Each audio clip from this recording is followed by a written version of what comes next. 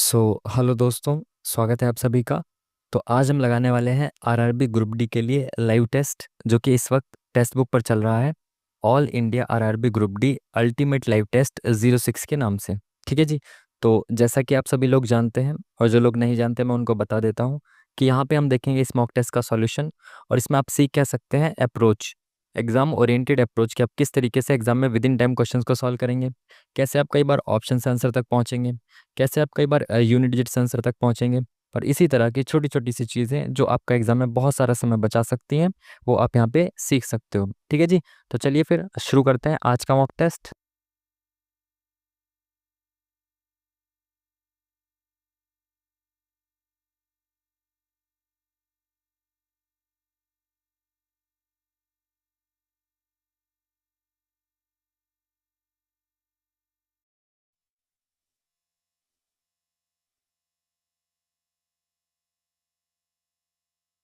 चलिए, तो अगर आप क्वेश्चन को इंग्लिश में पढ़ना चाहते हैं तो इंग्लिश में पॉज करके आप क्वेश्चन को पढ़ सकते हैं। हम इसका सॉल्यूशन देखेंगे हिंदी में। ठीक है जी। चलिए, तो पहला क्वेश्चन क्या बोल रहा है। ये है संख्या 6 से विभाजित है, तो x का सबसे छोटा मान क्या होगा ये बताना है आपको। देखो, ये संख्या है 2 3 8 4 6 x। ये 6 से विभाजित है, तो 6 से विभाजिता का नियम क्या कहता है, जो संख्या 2 और 3 दोनों से विभाज्य होगी वो 6 से भी विभाज्य होगी। और 2 का विभाजिता का नियम क्या कहता है कि लास्ट में 0 2 4 6 8 ये होना चाहिए, है ना। अगर 2 से विभाज्य होगी संख्या तो लास्ट में 0 2 4 6 8 होना चाहिए। तो देखो, एक तो नहीं हो सकता आंसर, ना ही 3 होगा, तो 2 और 4 में से एक होगा। अगर मैं यहाँ पे 2 रख दूं तो क्या है, 3 से कट जाएगा। अब देखो, 3 की विभाज्यता का नियम क्या कहता है कि सभी को जोड़ो और उसका जो जोड़ आएगा वो 3 से कटना चाहिए, है ना। आप सीधे सीधे एलिमिनेशन भी कर सकते हो, जैसे 3 गया, 6 गया। ठीक है, 3 और 6 गए, 4 और 2 6 गए, 8 और 2 10। तो 10 तो 3 से नहीं कटता, इट मीन्स की संख्या 3 से नहीं कटेगी। अब यहाँ पे ये ऑप्शन भी खत्म, तो एक ऑप्शन बचा 4। अगर आप यहाँ पे 4 रखोगे तो क्या बनेगा, ये 6 खत्म, 3 खत्म, 4 और 2 6 खत्म, 8 और 4 12, और 12 3 से कटता है। इट मीन्स कि वो सबसे छोटी संख्या x का मान क्या हो जाएगी, 4 हो जाएगी। ठीक है, इस तरह से आप इसको कर सकते हैं। Next question. हम्म 2024 में 42वां रणजी ट्रॉफी खिताब किस टीम ने जीता है। 2024 वाला, आई थिंक ये विदर्भ ने जीता था। और शायद वो करुण नायर की, आप सभी को पता है, वापसी हुई है। 8 साल बाद क्रिकेट टीम में वापसी हुई है ना, इंडियन क्रिकेट टीम में। तो उनकी ही उन्होंने कितने मारे थे, आई थिंक याद नहीं आ रहा, बट हाँ उन्होंने बहुत अच्छी पारी खेली थी। तो इस वजह से विदर्भ जो जीत गई थी। और वर्सेस में कौन था, ये हुआ किस में था, वर्सेस में था अपना केरल। ठीक है, केरल के अगेंस्ट ये हुआ था। तो इसको भी आप याद रखेंगे, है ना। चलिए नेक्स्ट क्वेश्चन। बाकी पूछा जाता है रणजी में, रणजी से रिलेटेड क्वेश्चंस एग्जाम में पूछे जाते हैं, 200% पूछे जाते हैं। ठीक है। चलिए, 2001 से 2011 के बीच जनसंख्या की दशकीय वृद्धि दर कितनी थी। अगेन पीवाईक्यू का रिपीटेड क्वेश्चन। कितनी थी, 17.70। बहुत बार पूछा गया पीवाईक्यू, पीवाईक्यू में, आपको याद रखना है ना। चलिए नेक्स्ट क्वेश्चन।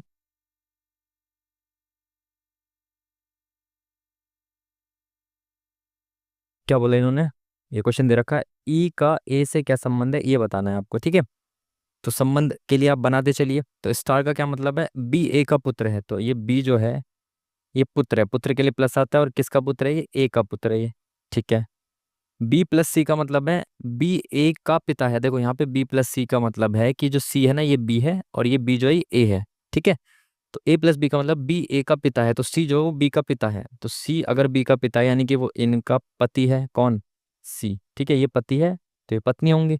ठीक है, अब एट द रेट का मतलब क्या है, बी ए का भाई है, तो यानी डी जो है वो सी का भाई है। तो सी का भाई कौन है, डी है, सी का भाई। ठीक है। ठीक है, डी माइनस ए का मतलब क्या है, बी ए की माता है, तो डी की माता कौन है, बी, यानी कि ई डी की माता है। ठीक है, ए, अच्छा डी माइनस ई हो गया। ठीक है, इस तब ई ए से किस प्रकार संबंधित है, तो ई जो है वो ए से किस प्रकार संबंधित है, ए के पति की माता जी, यानी कि उनकी सास हो गई। तो option number C is the correct answer. Next question.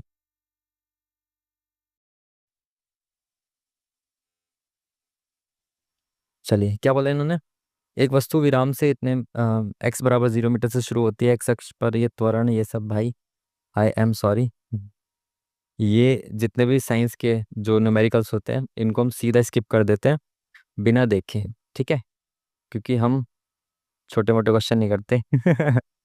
असली बात यह है कि साइंस के न्यूमेरिकल्स बिल्कुल भी मैं देख ही नहीं पाता हूँ, मुझे नहीं आती साइंस के, फिजिक्स और केमिस्ट्री वगैरह के ये सब चीज़ें। चलिए, एक चुनाव में ए को कुल मतों के 55% मत प्राप्त होते हैं और शेष मत बी को प्राप्त होते हैं। ए और बी दो व्यक्ति हैं। अगर ए को 55% मिल रहे हैं, है ना, तो बी को शेष मत यानी कि 45% मिल रहे होंगे, ठीक है।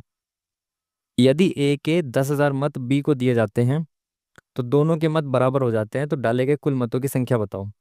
तो भाई ए से 10,000 मत बी को दे दिए तो बराबर हो गए मत, तो मैं ए से बी को कितने दे सकता हूँ? अगर मैं 5% इसको इधर दे दूँ तो ये 50% हो जाएगा और ये भी 50% रह जाएगा, क्योंकि 5 इसमें से माइनस हो जाएगा, है ना। इट मीन्स कि अगर मैं इसको 5% दे दूँ तो ये बराबर हो जाएंगे दोनों, बट इसने 5% नहीं बोला, इसने बोला 10,000 देने पर ये बराबर हो जाएंगे। तो जो 10,000 है वो 5% की वैल्यू हुई ना, है ना। 5% दूंगा तो बराबर हो जाएंगे और दूसरी भाषा में 10,000 दूंगा तो बराबर हो जाएंगे। इट मीन्स कि 5,000 की वैल्यू क्या है? 10,000 के बराबर है, सॉरी, 5% की वैल्यू जो है वो 10,000 के बराबर है। एक सेकेंड मिटा देते हैं।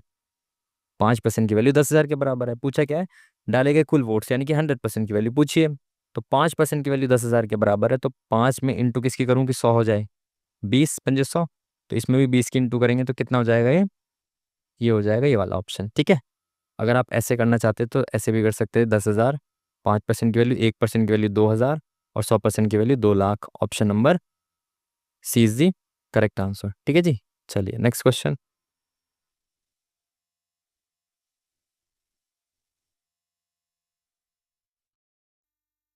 क्या बोला इन्होंने? कौन सा अवयव बाएं से 13वें घटक के बाएं से 5वें स्थान पर है? देखो क्या बोल रहा है, बाएं से 13वें घटक के बाएं से 5वें स्थान पर। तो 13 में से 5 गया 8, यानी कि बाएं से आपको 8वां बताना है। तो 1 2 3 4 5 6 7 8, तो परसेंटेज होगा इसका आंसर, ठीक है। बाकी आप ग्रुप डी का मॉक लगा रहे हो तो इतना टाइम का शॉर्टेज तो नहीं रहता, काफी टाइम होता है आपके पास, तो आप गिन भी सकते हो, है ना। जैसे इसने बोला बाएं से 13वां, तो आप देखें 1 2 3 4 5 6 7 8 9 10 11 12 13। तो 13 पे डी आ रहा है। अब इसके बाएं से 5 हो तो 1 2 3 4 5, ठीक है, अगेन परसेंटेज आ गया। बाकी आप सीधा भी कर सकते हो कि इसने बोला बाएं से 13वां और उसके भी बाएं से 5वां, यानी कि पहले बाएं से 13वें तक जाओगे आप, फिर अगेन उल्टा जाओगे। इट मीन्स कि 13 में से 5 डायरेक्ट घटा दो और 8वां आंसर हो जाएगा, ठीक है। चलिए नेक्स्ट क्वेश्चन।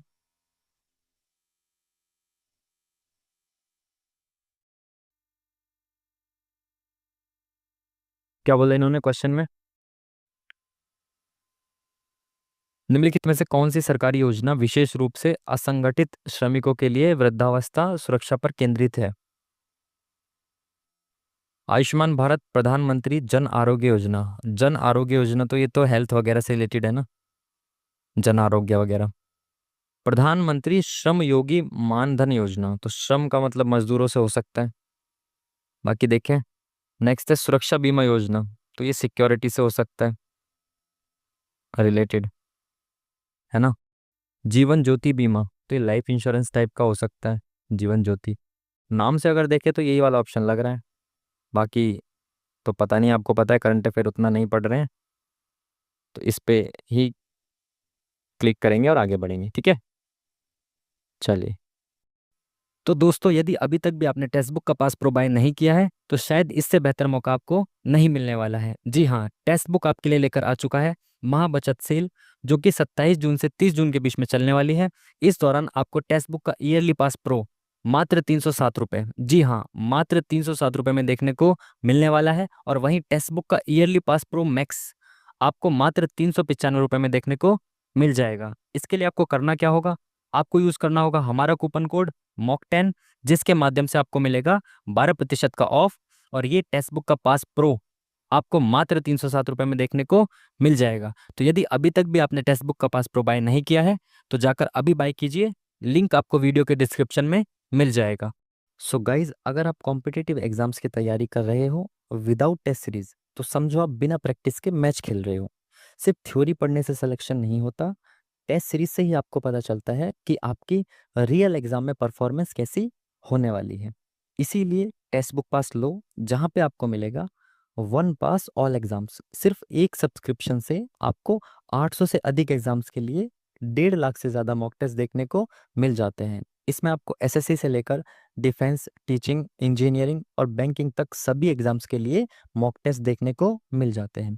और इम्पॉर्टेंट थिंग कि आपको यहाँ पे 12 से अधिक भाषाओं में मॉक टेस्ट देखने को मिलने वाले हैं। आप जिस भाषा में चाहें उस भाषा में अपना मॉक टेस्ट दे सकते हैं। और आपको यहाँ पे देखने को मिलेगा डिटेल्ड परफॉर्मेंस एनालिटिक्स। हर टेस्ट के बाद आपको मिलेगा डीप ब्रेकडाउन, जहाँ पे आप ये देख सकते हैं कि कौन से टॉपिक में आप स्ट्रांग हैं, कहाँ आपसे गलतियां हो रही हैं, एवरेज टाइम पर क्वेश्चन कितना लग रहा है, और आपका स्कोर अदर्स से कितना बेटर है या कितना पीछे है। ये सभी चीज़ें आप यहाँ पे देख सकते हैं। जैसे यहाँ पे आप ओवरऑल परफॉर्मेंस समरी देखते हैं, यहाँ पे आपको आपकी रैंक दिखाई जाएगी, स्कोर आपका दिखाया जाएगा, आपने कितना अटेम्प्ट किया, साथ ही साथ आपकी एक्यूरेसी प्लस आपकी परसेंटाइल, जो सबसे इंपॉर्टेंट है कि आप इस कंपटीशन में कहाँ पे खड़े हो, वो भी आपको यहाँ पे देखने को मिल जाएगा। और साथ ही साथ यहाँ पे ये आपको दिखाएगा आपकी ऑल इंडिया रैंक और लीडर बोर्ड। देखो आप कहाँ स्टैंड करते हो लैक्स ऑफ एस्पिरेंट्स के बीच। ये टेक्स्ट बुक आपको बहुत ज़्यादा एक्यूरेट बताता है, क्योंकि टेक्स्ट बुक पर 5.5 करोड़ से ज़्यादा स्टूडेंट्स तैयारी कर रहे हैं। तो आप वही एस्पिरेंट्स के साथ compete कर रहे होंगे जो असली एग्जाम में आपके साथ होंगे। और साथ ही साथ आप अपना स्कोर टॉपर्स के साथ भी कंपेयर कर सकते हैं कि आपका स्कोर क्या रहा, टॉपर्स का स्कोर क्या रहा, उनकी एक्यूरेसी, उनका टाइम, इन सभी को आप अपने साथ कंपेयर कर सकते हैं। इसका आपको क्या बेनिफिट मिलता है कि इससे आपको ये समझ में आता है कि आप अभी कंपटीशन में कितना पीछे हैं और आपको कितना इंप्रूवमेंट की ज़रूरत है और किस लेवल तक आप इंप्रूवमेंट कर सकते हैं। और इसी के साथ साथ आपको डेली यहाँ पे लाइव क्विजेस देखने को मिलेंगी। डेली आपको यहाँ पे फ्री लाइव टेस्ट भी देखने को मिलते हैं। साथ ही साथ यहाँ पे आपको देखने को मिलेगा अनलिमिटेड प्रैक्टिस और री अटेम्प्ट्स। प्रो यूजर्स के लिए कोई लिमिट नहीं है, जितना चाहे उतना टेस्ट आप दे सकते हैं, गलतियों को री अटेम्प्ट कर सकते हैं और बार बार इम्प्रूवमेंट कर सकते हैं। और यदि आप text book pass pro max bye करते हैं तो इसमें आपको अदर बेनिफिट्स भी देखने को मिल जाएंगे, जैसे स्मार्ट स्टडी नोट्स और रिवीजन। 10,000 से ज़्यादा एक्सपर्ट मेड स्टडी नोट्स आपको मिलते हैं। स्मार्ट पीडीएफ्स हैं जिसमें टैप करते ही आपको कॉन्सेप्ट समझ में आ जाते हैं, प्लस आपको मिलते हैं क्विक माइंड मैप्स और फॉर्मूला शीट्स रिवीजन के लिए। And 24/7 AI doubt solver plus expert support. तो कोई भी सवाल हो रात के 2 बजे भी आप AI चैटबॉट से तुरंत सॉल्यूशन पा सकते हैं। तो यदि अभी तक भी आपने टेक्स्ट बुक का पास प्रो बाय नहीं किया है तो जाकर अभी बाय कीजिए, लिंक आपको वीडियो के डिस्क्रिप्शन में मिल जाएगा। इसका कलर तो ठीक है ना, कलर चेंज करने की ज़रूरत है क्या हमें? नहीं, इसको ही रखते हैं। चलिए, इसका तीसरा अनुपातिक बताना है, यानी कि थर्ड प्रोपोर्शनल बताना है। देखो आपको दिया होता है ए और बी, पूछ रहा है सी क्या होगा, है ना। ए और बी आपको दिया है, पूछ रहा है सी क्या होगा। तो इस स्थिति में क्या होता है, बी स्क्वायर बराबर क्या होता है आपका ए सी होता है, ठीक है। और बी आपको क्या दे रखा है, ये पहली वस्तु, ये पहली ये संख्या ए है, ये बी है, और तीसरा आपको बताना है। तो बी स्क्वायर यानी कि एक्स माइनस वाई का स्क्वायर बराबर होता है ए सी, यानी कि ए ये दे रखा है आपको, और इनटू सी आपको बताना है क्या होगा, ठीक है। आपको सीधा सीधा ये दिख जाना चाहिए कि ये ए स्क्वायर माइनस बी स्क्वायर है और ये ए माइनस बी का स्क्वायर है। तो आप इसको नीचे ले जाओगे, पहले इसको आप ऐसे लिख सकते हो x minus y into x minus y, ऐसे लिख सकते हो ना आप इसको। अपॉन में ये वाली जो चीज़ें इधर आके डिवाइड में आ जाएगी, ए स्क्वायर माइनस बी स्क्वायर है तो आप इसको लिख सकते हो ए प्लस बी और ब्रैकेट में ए माइनस बी, आप ऐसे लिख सकते हो। ये ऊपर नीचे का जो है कट जाएगा, बचेगा क्या, x minus y x plus y. Option number B is the correct answer, ठीक है ना। फर्स्ट और सेकंड ऑप्शन सेम सेम है बट माइनस आएगा पहले ऊपर, ठीक है। तो second option is the correct answer. Next question,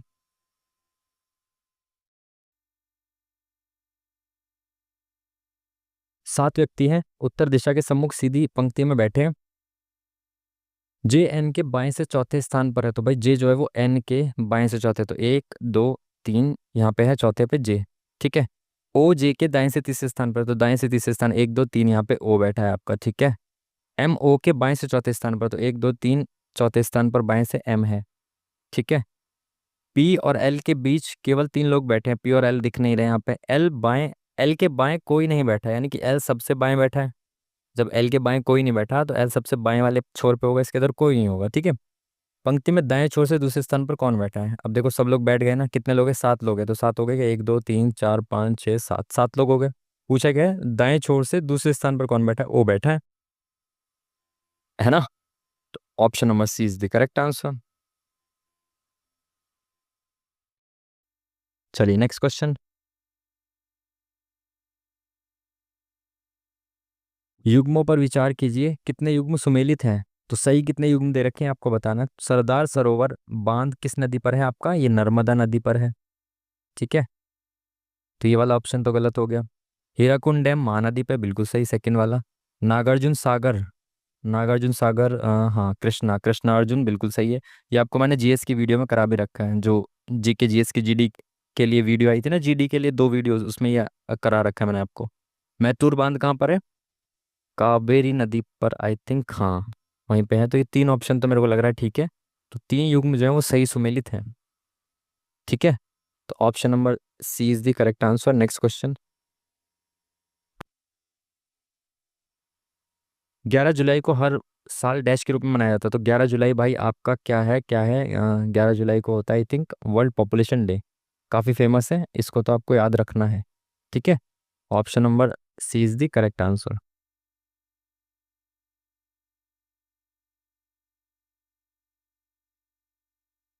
hmm train a 70 second में 600 मीटर की लंबाई वाली एक स्थिर ट्रेन बी को पार करती है। ट्रेन 80 सेकंड में 800 मीटर की एक और स्थिर ट्रेन सी को पार करती है। ट्रेन ए की गति क्या है। ट्रेन ए 70 सेकंड में 600 मीटर लंबाई वाली एक स्थिर ट्रेन बी, यानी कि एक ट्रेन ए है, ठीक है, और यहाँ पे एक ट्रेन बी खड़ी है, वो स्थिर खड़ी है, ठीक है, और उसकी लंबाई दे रखी है आपको 600 मीटर। ठीक है, ये स्थिर खड़ी है ट्रेन, और ये ए जो ट्रेन ना, ये ए ट्रेन जो है, ये इसको पार करेगी कितनी देर में पार करेगी, 70 सेकंड में। आपको पता है ये जो स्थिर ट्रेन खड़ी है, या तो आप इसको प्लेटफॉर्म भी कह सकते हो, या जो चीज़ स्थिर खड़ी है इसको वो क्रॉस करने में कितनी डिस्टेंस ट्रेवल करेगी। जब ए ट्रेन बी को क्रॉस करेगी तो वो कितना डिस्टेंस ट्रेवल करेगी, एक तो अपनी लेंथ के बराबर, जो कि इसकी लेंथ नहीं दे रखी, तो आप एल मान लो इसकी लेंथ। ठीक है, ए ट्रेन की लेंथ एल है। तो पहली चीज, जब इसको ये क्रॉस करेगी तो अपनी लेंथ प्लस इस ट्रेन की लेंथ, दोनों के बराबर लेंथ को क्रॉस करेगी। तो डिस्टेंस कितना ट्रेवल करेगी, ये 600 प्लस एल। अपॉन में डिस्टेंस, अपॉन में टाइम क्या होता है, स्पीड होती है। हमें स्पीड तो चाहिए, तो स्पीड बराबर होती है डिस्टेंस अपॉन में टाइम, कितना ले रही है वो, 70 सेकेंड। ठीक है, डिस्टेंस मीटर में है और ये सेकंड में है, बिल्कुल ठीक है। ठीक है, अगेन अब दूसरी सिचुएशन क्या दे रखी है इसने, अब ये बोला है कि ट्रेन 80 सेकंड में 800 मीटर की एक और स्थिर ट्रेन सी को पार करती है। तो अब दूसरी सिचुएशन में जो स्पीड है इसकी, स्पीड तो सेम ही है ना, यहाँ पे भी सेम है, यहाँ पे भी सेम है, बट दूसरी इक्वेशन क्या बनेगी इसकी,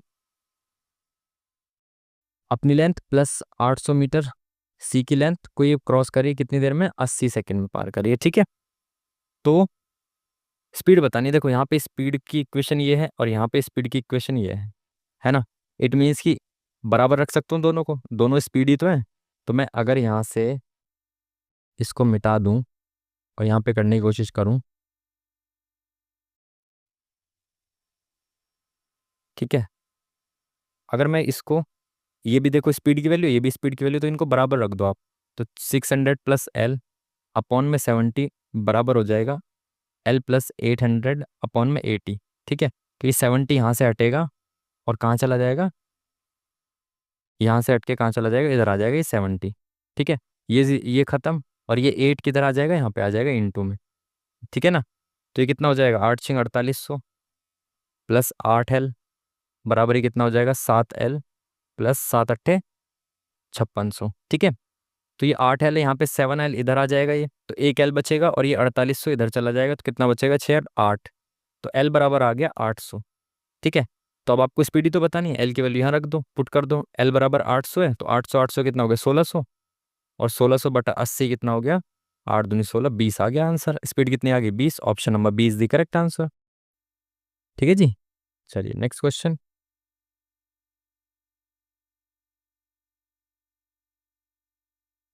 क्या बोला इसने, निश्चित कूट में गोल्डन को ऐसे लिखा जा रहा है, इसको ऐसे लिखा जा रहा है, तो इसको कैसे लिखा जाएगा ये आपको बताना है। अगेन इसमें फर्स्ट से फर्स्ट का लिंक पहले आप चेक करेंगे, फिर फर्स्ट से लास्ट का लिंक चेक करेंगे। तो देखें जी से एम, तो 7 से 13 पे जाना आपको, तो +6। ओ से पी, ओ पी +1। एल से एच माइनस हो रहा है, तो कोई लॉजिक तो मुझे ऐसा सच दिखाई नहीं दे रहा। तो अब लास्ट में देखें, फर्स्ट से लास्ट में जी एफ जी, तो -1। ओ जी H I J K L M N O LMNOPH, ये तो लास्ट, फर्स्ट से लास्ट का भी कोई लिंक नहीं दिख रहा। तो मैंने आपको हमेशा बताया कि आपकी अप्रोच क्या रहनी चाहिए इस क्वेश्चन, इन क्वेश्चंस में, कि पहले आप फर्स्ट से लास्ट, फर्स्ट से लास्ट देखो। दूसरी चीज़, आप रैंडम चेक करो, है ना, कि मतलब इसने रैंडमली तो नहीं दे रखा, जैसे जी को एम लिख दिया हो, ओ को पी लिख दिया हो। देखें जी को यहाँ पे क्या लिखा है, एस लिखा है, और यहाँ पे जी को एम लिखा है। इट मीन्स कि रैंडमली तो नहीं लिखा है इन्होंने, ठीक है। अब दूसरी चीज़ आप क्या देखें, अल्फाबेटिकल ऑर्डर देखें, ठीक है, अल्फाबेटिकल ऑर्डर चेक करो अब आप। तो अल्फाबेटिकल ऑर्डर में तो नहीं दे रखा है इसने, आगे पीछे नहीं दे रखा। तो जब इस तरह की चीज़ें आपको ना दिखे तो आप तुरंत क्या करेंगे, पैटर्न बनाइए, ठीक है। तीसरी चीज़ फिर आपको क्या करना है, इनके पैटर्न ड्राइव करने हैं आपको, ठीक है। देखते हैं, चलिए पैटर्न बना के देखते हैं। तो GOLDEN, ठीक है, इसको क्या लिखा जा रहा है, MPHPGF। मैं आपको बना के दिखा रहा हूँ, बाकी मैं ना सीधा सीधा भी चेक कर लेता हूँ। आप भी इस तरह से प्रैक्टिस अपनी अपनाओ, कि यहीं से दिमाग से आप क्या करो, तीन तीन के पेयर बना लो, फिर नहीं मैच हो रहा तो दो दो के पेयर बना लो। बाकी लिख के भी कर सकते हो, कोई ऐसी बात है नहीं। तो पहले तीन तीन के पेयर बनाएंगे क्योंकि छः हैं ये। तो इसको क्रॉस चेक करना है, तो G से H, L से M, O से P, देखो दिख गया ना तुरंत ही। तो आपको भटकना नहीं है कि आप बेफिजूल का टाइम खराब कर रहे हो। देखो DEFNOPEFG, यहाँ पे +2 है और इस वाले में +1 है, सिंपल, ठीक है। तो आप कर दो, इसको मिटाइए और इसको लिखिए। क्या पूछा है आपसे, ग्लोबल का पूछा है। तो ग्लोबल का क्या करेंगे, आप तीन तीन के पेयर में बांटेंगे, तो O से P, G से H, L से M, तो PMH, ये ऑप्शन खत्म, ये ऑप्शन खत्म। अब यहाँ पे +2 होगा, तो LMNBCDABC, तो NCD आएगा आगे, NCD इस ऑप्शन में फोर्थ में। तो option number D is the correct answer, ठीक है। ये आपकी अप्रोच रहनी चाहिए। नेक्स्ट क्वेश्चन,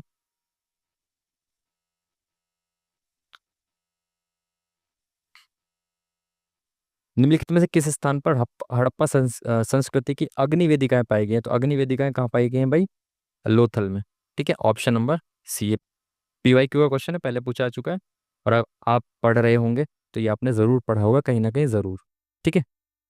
चलिए, ये बराबर 0 है, थीटा न्यून कोण है, तो इसकी वैल्यू आपको बतानी है। तो आप क्या कर सकते हो भाई, इसमें वैल्यू पुट कर सकते हो। तो वैल्यू पुट करने के लिए हम अपनी टेबल देख लेते हैं, ट्रिग्नोमेट्री की टेबल। चलिए, तो इसमें आप वैल्यू पुट कर करके देखिए। पहले sin 30 को पुट करें, तो अगर √3 इंटू साइन थीटा दे रखा है ना, तो साइन थीटा कितना, 30 रख देते हैं, तो इंटू 30 करेंगे तो 1/2 हो जाएगा। यहाँ थीटा की वैल्यू मैंने 30 रख दी, ठीक है, ठीक है। माइनस cos 30 कितना होता है, cos 30 √3/2 लो, पहली ही वैल्यू सेटिस्फाई कर गई। √3/2 बराबर हो जाएगा 0, यानी कि थीटा की वैल्यू हमारी कितनी आ जाएगी, 30 डिग्री थीटा आ जाएगा, ठीक है। तो थीटा की वैल्यू पता चल गई। अब देखते हैं, cos 30 का क्यूब करना है, तो cos 30 कितना होता है, अभी हमने देखा कि √3/2 का क्यूब करना है आपको, माइनस √3 sin 30 कितना होता है, अब 1/2 इसका क्यूब करना है। तो देखें, √3 का स्क्वायर करेंगे 3, ये ऐसे हो जाएगा, अपॉन में 2 दूनी 4 दूनी 8, माइनस 1/8, यानी कि ये हो जाएगा √3/8, ठीक है।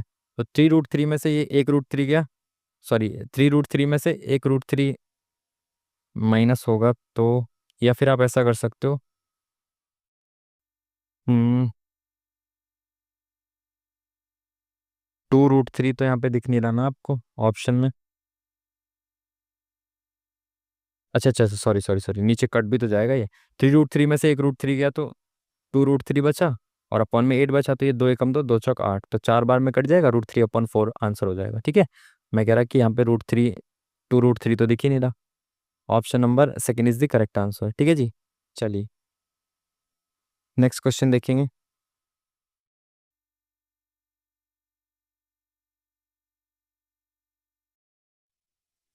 सेकंड, एक सेकंड।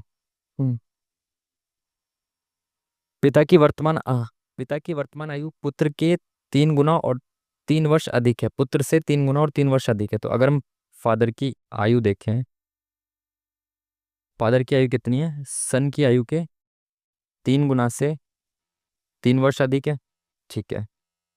और क्या बोला इन्होंने, और 3 वर्ष बाद पिता की आयु पुत्र की आयु से 2 गुना और 10 वर्ष अधिक हो जाएगी। तो 3 वर्ष बाद, यानी कि F, 3 वर्ष बाद कितना हो जाएगा, सन की आयु के, सन भी 3 वर्ष बाद इतना हो जाएगा। तो सन की आयु के 2 गुना से 10 10 वर्ष अधिक हो जाएगा, ठीक है। बिल्कुल ठीक है। तो अब इसको सॉल्व कर लो एक बार, दोनों इक्वेशन बन जाएंगे, आराम से सॉल्व कर सकते हो। अब 2s + 6 + 10 तो कितना हो गया, 16 हो गया, है ना। इसको यहाँ से मिटा देते हैं,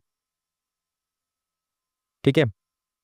तो f बराबर हो जाएगा, 3 इधर आ जाएगा तो +3 हो, सॉरी -3 हो जाएगा। तो यहाँ 13 बचेगा,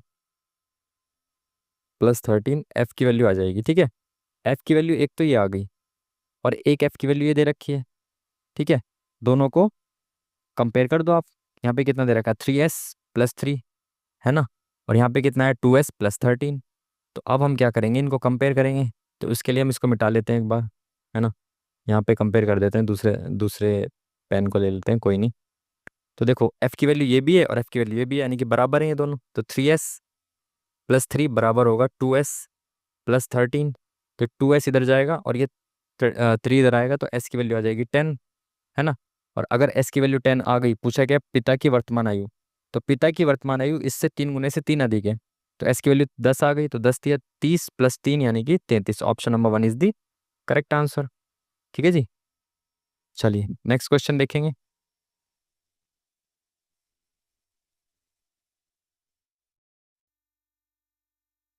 अग्नाशय के लैंगरहैंस के आइलेट के बीटा सेल द्वारा निम्नलिखित में से कौन सा हार्मोन स्रावित होता है।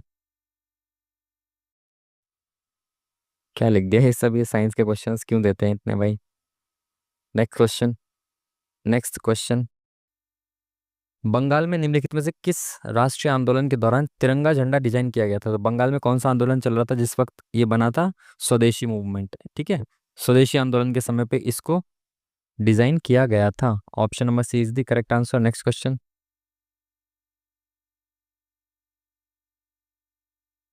एक आयत की लंबाई इसकी चौड़ाई से दुगनी है। तो आप देखें कि इसने बोला है कि लंबाई जो है इसकी चौड़ाई से दुगनी है, ठीक है। यदि आयत का परिमाप 78 मीटर है तो आयत का क्षेत्रफल बताना है। देखो परिमाप क्या होता है, 2 × L + B होता है। तो L की जगह आप 2B रख दो, L + B बराबर कितना है, 78 है। तो इससे 2 से इसको काटेंगे, 2×3 = 6, 2×9 = 18। तो 3B बराबर 39। तो B की वैल्यू कितनी आ गई, 13। तो B अगर 13 है तो L कितना आ जाएगा, L आ जाएगा आपका 26, 13×2 = 26। और पूछा गया आयत का परिमाप, तो आयत का परिमाप क्या होता है, L × B होता है। तो 26 × 13 कितना हो जाएगा, 13×6 = 78, 26×4 = 303, 33, तो 338। Option number B is the correct answer. Next question.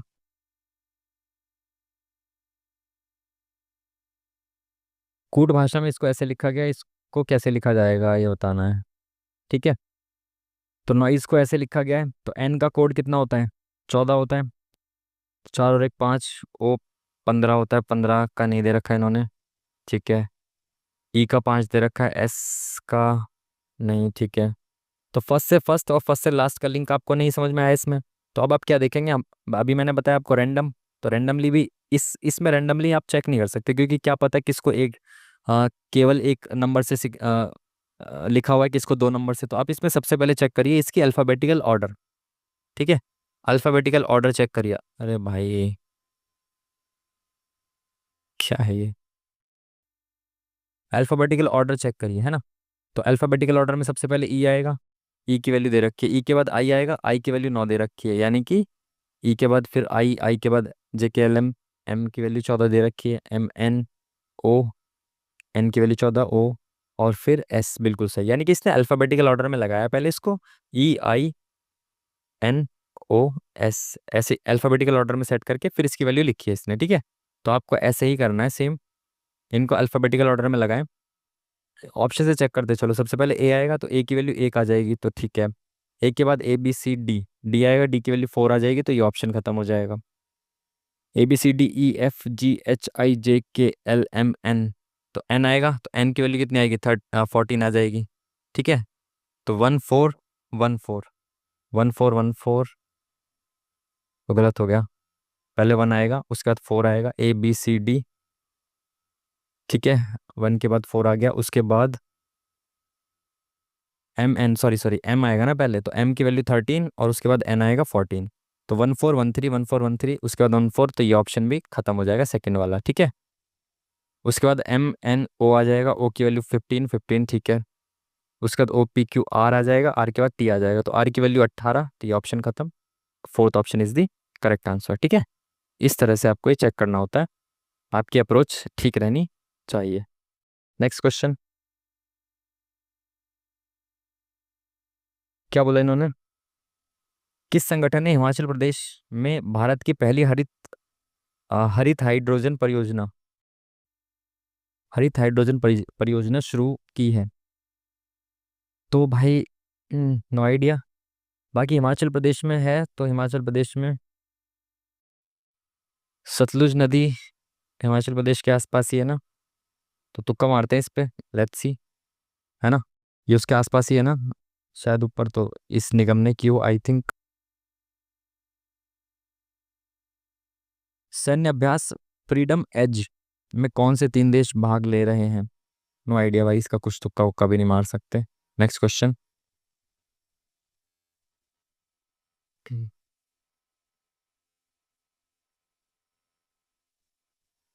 किसी पैमाने की सबसे बड़ी संभावित लंबाई कितनी हो सकती है जिससे इतने इतने इतने की सबसे सटीक सेंटीमीटर की लंबाई सटीकता से मापी जा सके? जब बोले ना सबसे बड़ी संभावित लंबाई, तो इसका मतलब होता है आपको निकालना है HCF। ठीक है, इनका हाईएस्ट कॉमन फैक्टर निकालना है 12 मीटर, तो इसको सेंटीमीटर में बदलो क्योंकि अगली वैल्यू सेंटीमीटर में दे रखी है। ठीक है, 20 सेंटीमीटर, 4 मीटर 20 सेंटीमीटर, यानी कि 420 सेंटीमीटर, है ना।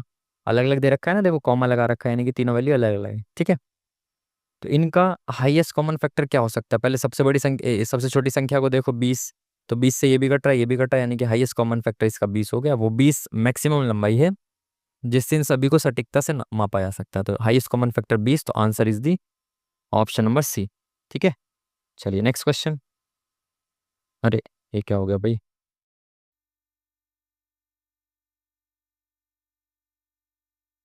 यदि श्रृंखला से सभी व्यंजनों को हटा दिया जाता है तो बाईं ओर से इसका स्थान क्या होगा? देखो इसमें ना पहले लिखने की जरूरत नहीं, कभी आप सारे व्यंजनों को हटा के लिखने लगो। काउंटिंग करते वक्त व्यंजनों को भूल जाओ, बस जैसे ये है इसको भूल जाओ, तब देखो कौन सा स्थान होगा। 1 2, इस व्यंजन को भूल जाओ। 3, ये पी तो नहीं है ना, पी तो नहीं है, ये कुछ और साइन सा लग रहा है, तो 4, इसको भूलना है आपको। 5 6 7 8, तो ये 8वें स्थान पे आपका दिख रहा है।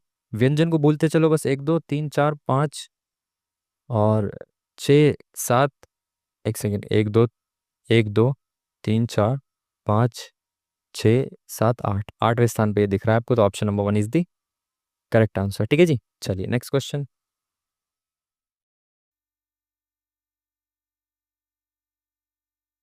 गारो खासी पर्वत श्रृंखला किस भारतीय राज्य में है? गारो खासी जयंतियाँ किस राज्य में है? ऐसे करके एक साथ तीनों इसमें मेघालय में, सॉरी। ठीक है, ये बड़ी दिक्कत कर रहा है, ये चिट लगी हुई है ना, इस पे चुटानी पड़ेगी इसको। Option number B is the correct answer. Meghalaya लगाया ना, मिजोरम तो नहीं लगा दिया, हाँ मेघालय। ठीक है, चलिए क्या बोला इसने? ए एक काम को 12 दिनों में कर सकता है, तो भाई ए जो है, एक सेकेंड यार, क्या हो रहा है? ए जो है वो किसी काम को 12 दिनों में कर सकता है, बी उसी काम को 15 दिनों में कर सकता है, सी समान काम को 20 दिनों में कर सकता है। ठीक है, ए बी सी ने 3 दिन काम किया और शेष काम पूरा करने के लिए बी द्वारा कितने दिन काम किया जाएगा शेष काम को? ठीक है, पहले इनकी एफिशिएंसी निकाल लो।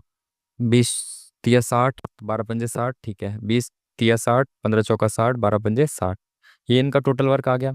इसने बोला ए बी सी ने 3 दिन काम किया, तो ए बी सी तीनों मिलकर 3 दिन काम करते हैं, तो ये कितना हो गया? 8 4 12, ये मिलकर एक दिन में 12 काम करते हैं और 3 दिन में कितना? 36 काम ही कर देते हैं। ठीक है, अब बोला है कि शेष काम पूरा, यानी कि अब जो शेष काम बचा है, तो 60 में से 36 काम हो चुका, तो 24 काम बचा है।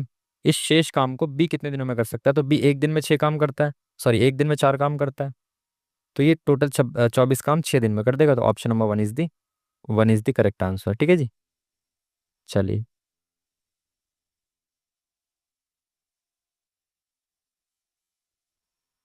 निश्चित कूट भाषा में इसको ऐसे लिखा जाता है, नॉट को ऐसे लिखा जाता है, कैट को किस प्रकार कूटीबद्ध किया जाएगा ये आपको बताना है। ठीक है, तो सबसे पहले इनकी अल्फ़ाबेटिकल वैल्यू जो होती है उसको आप प्लस माइनस करके चेक करेंगे, है ना। ए की वैल्यू 1, आर की 18 और ई की 5, तो इसको प्लस करिए, कितना आएगा? 8 और 1 9 5 14, एक गया 2, 24 हो गया। 24 से इसका कुछ लिंक है क्या? नहीं, तो एज इट इज़ इसके सामने जस्ट इसकी अपोजिट वैल्यूज लिख लो, अपोजिट वैल्यू का मतलब होता है जो इस मतलब दो वैल्यूज को प्लस करके 27 आना चाहिए, वो एक दूसरे के अपोजिट होती है। जैसे एक में 26 प्लस करूंगा तो 27 बन जाएगा, 18 में 9 प्लस करूंगा तो 27 बन जाएगा, और 5 में 22 प्लस करूंगा तो 27 बन जाएगा। याद करने की जरूरत नहीं है, बस अल्फाबेटिकल वैल्यू प्लेस वैल्यू से आप बता सकते हो। 9 6 15 2 17, एक 2 4 और एक 5। ये हो सकता है कि 57 में 30 जोड़ दिया हो। हम नेक्स्ट देखते हैं इसमें। 30 जोड़ दिया, ये तो बहुत बड़ा लिखा हुआ है 4197, तो जोड़ने से तो नहीं आएगा ये। बाकी देखें एक बार, तो एन होता है 14, ये 15, और टी है 20, तो ये कितना हो गया 5 4 9 2 4, ठीक है। अपोजिट की वैल्यू देखें इसकी तो 13 12 और 7, 7 5 12 1 2 3, तो 32 में 30 जोड़ेंगे तो नहीं आएगा। और जब ये इतनी बड़ी वैल्यू दे रखी है, ए की वैल्यू 1 2, ऐसे तो कुछ नहीं होगा। अगर वैल्यू इतनी बड़ी दे रखी है तो एक बार इनटू के लॉजिक पे भी आप जाके देख सकते हो, इनकी प्लेस वैल्यूज से इनटू के लॉजिक को कैच करने की कोशिश करो। तो 1 × 18 × 5 हो जाएगा 90, और 90 में से क्या किया -3, यानी कि जितने अल्फ़ाबेट्स हैं उसको माइनस कर दिया। अब इनको मल्टीप्लाई कैसे करें भाई, 14 × 15 × 20, तो ये 15 दूनी 30, 300 हो गए, 14 14 या 4200 हो गया, और 4200 में से -3 किया, बहुत बेहतरीन। यानी कि इसमें इंटू का लॉजिक है। माइनस करेंगे 4200 में से 3, तो ये 4197 आएगा। इट मीन्स कि इन्होंने क्या किया, इन सबके अल्फ़ाबेटिक जो अल्फ़ाबेट्स की जो प्लेस वैल्यू है उनको मल्टीप्लाई करके 3 घटा दिया, या फिर उन जितने अल्फ़ाबेट्स हैं उतना घटा दिया। तो करें, देखें इसको। सी 3 × 1 × 20, ठीक है। 20 × 3 = 60, और 60 में से 3 गया, कितना बने बचेगा 57, ठीक है। चलिए, option number C is the correct answer. Next question. Paris 2024 Olympic समापन समारोह में भारत के लिए संयुक्त ध्वजवाहक के रूप में किन दो एथलीटों को नामित किया गया था? समापन समारोह में कौन थे भाई? एक तो मनु भाकर जी थी, और कौन थे बाकी? एक ही ऑप्शन मनु भाकर दे रखे हैं, और दूसरी किसी ऑप्शन में मनु भाकर है ही नहीं। ठीक है, तो option number C is the correct answer. चलिए भाई, नेक्स्ट क्वेश्चन। क्या बोले इन्होंने?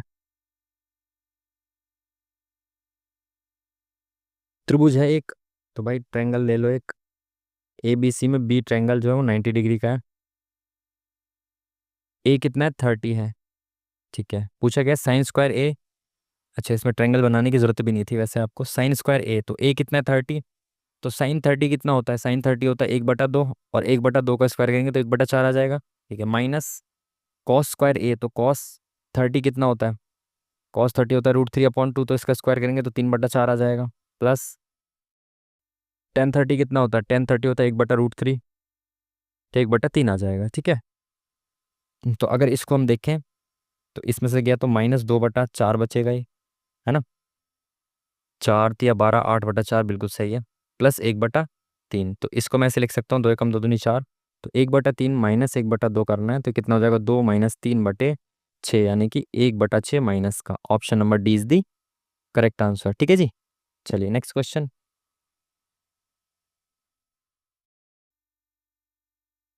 ऋषु अपने घर से 5 किलोमीटर पश्चिम की ओर गया, तो भाई ऋषु यहाँ खड़ा था, ये ऋषु, ये पश्चिम देखो, सीधे हाथ की तरफ ईस्ट होता है, उल्टे हाथ की तरफ वेस्ट, ऊपर की तरफ नॉर्थ होता है, नीचे की तरफ साउथ होता है, ठीक है।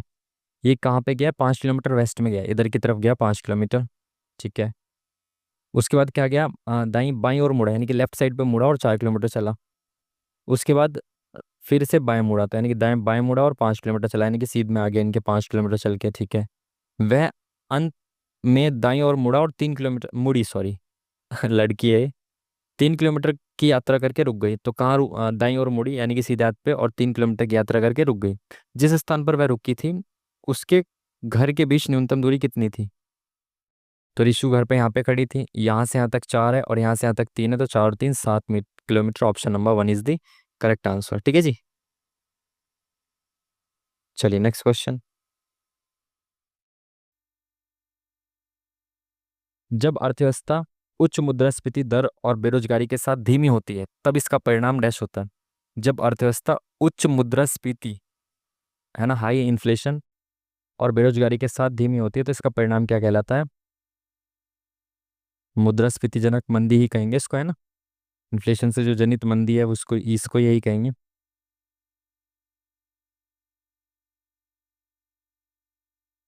X minus one upon X दे रखा है, X plus one upon X पूछ रहा है, तो इसका फॉर्मूला सीधा सा क्या होता है, अगर ये बराबर के दे रखा है आपको तो ये फॉर्मूला क्या होगा, के स्क्वायर माइनस नहीं प्लस फोर। अगर माइनस से प्लस पे जाना है तो प्लस फोर होगा, और यहाँ पे अगर प्लस दे देता और माइनस पूछता तो माइनस फोर कर देते। तो 10, 10 का स्क्वायर 100, 100 में प्लस करेंगे 4 तो 104, रूट का 104। तो दो 4 से काटो इसको, 4 दूनी 8, 4 6 24, तो आप इसको ऐसे लिख सकते हो। तो 4 बाहर आ जाएगा, ये 2 हो जाएगा रूट के बाहर आके, और अंदर 26 बचेगा, तो ऑप्शन नंबर 20 दी करेक्ट आंसर। ठीक है जी। अरे भाई चलिए नेक्स्ट क्वेश्चन। ये क्यों एक्स्ट्रा क्यों बढ़ता है? ए का मतलब ये सब है भाई, तो इसका बताना है आपको सॉल्यूशन। ठीक है, तो बी का मतलब क्या है, बी, बी का अर्थ क्या है भाई, बी ये क्या है, बी का अर्थ, अच्छा ये ब्रैकेट है बी का अर्थ, और एफ का अर्थ है ये ब्रैकेट बंद। अच्छा, बी का अर्थ है ब्रैकेट शुरू 700, ए का अर्थ है प्लस 11 जीरो, एस का अर्थ क्या है, एस का अर्थ है माइनस 90, एफ का अर्थ क्या है, एफ का अर्थ है ब्रैकेट बंद, डी, डी का मतलब क्या है डिवाइड, बी, बी का मतलब क्या है ब्रैकेट शुरू और उसके अंदर क्या है 9, फिर एम का मतलब क्या है इंटू 9 इंटू, नीचे लिख देता हूँ यहाँ पे है ना 10, एस का मतलब क्या है -10, और एफ का मतलब क्या है ब्रैकेट बंद में। ठीक है, तो 110 में से 90 के 20, तो ये बचा भाई 720 डिवाइडेड बाय 9 गुना 10 माइनस 10, 90 में से 10 गया कितना बचा, 80 बचा, है ना। 90 में से 10 गया 80 बचा, तो ये जीरो से जीरो खत्म, 8 नहीं 72, तो ये बन जाएगा आपका 9, option number C is the correct answer. ठीक है, चलिए।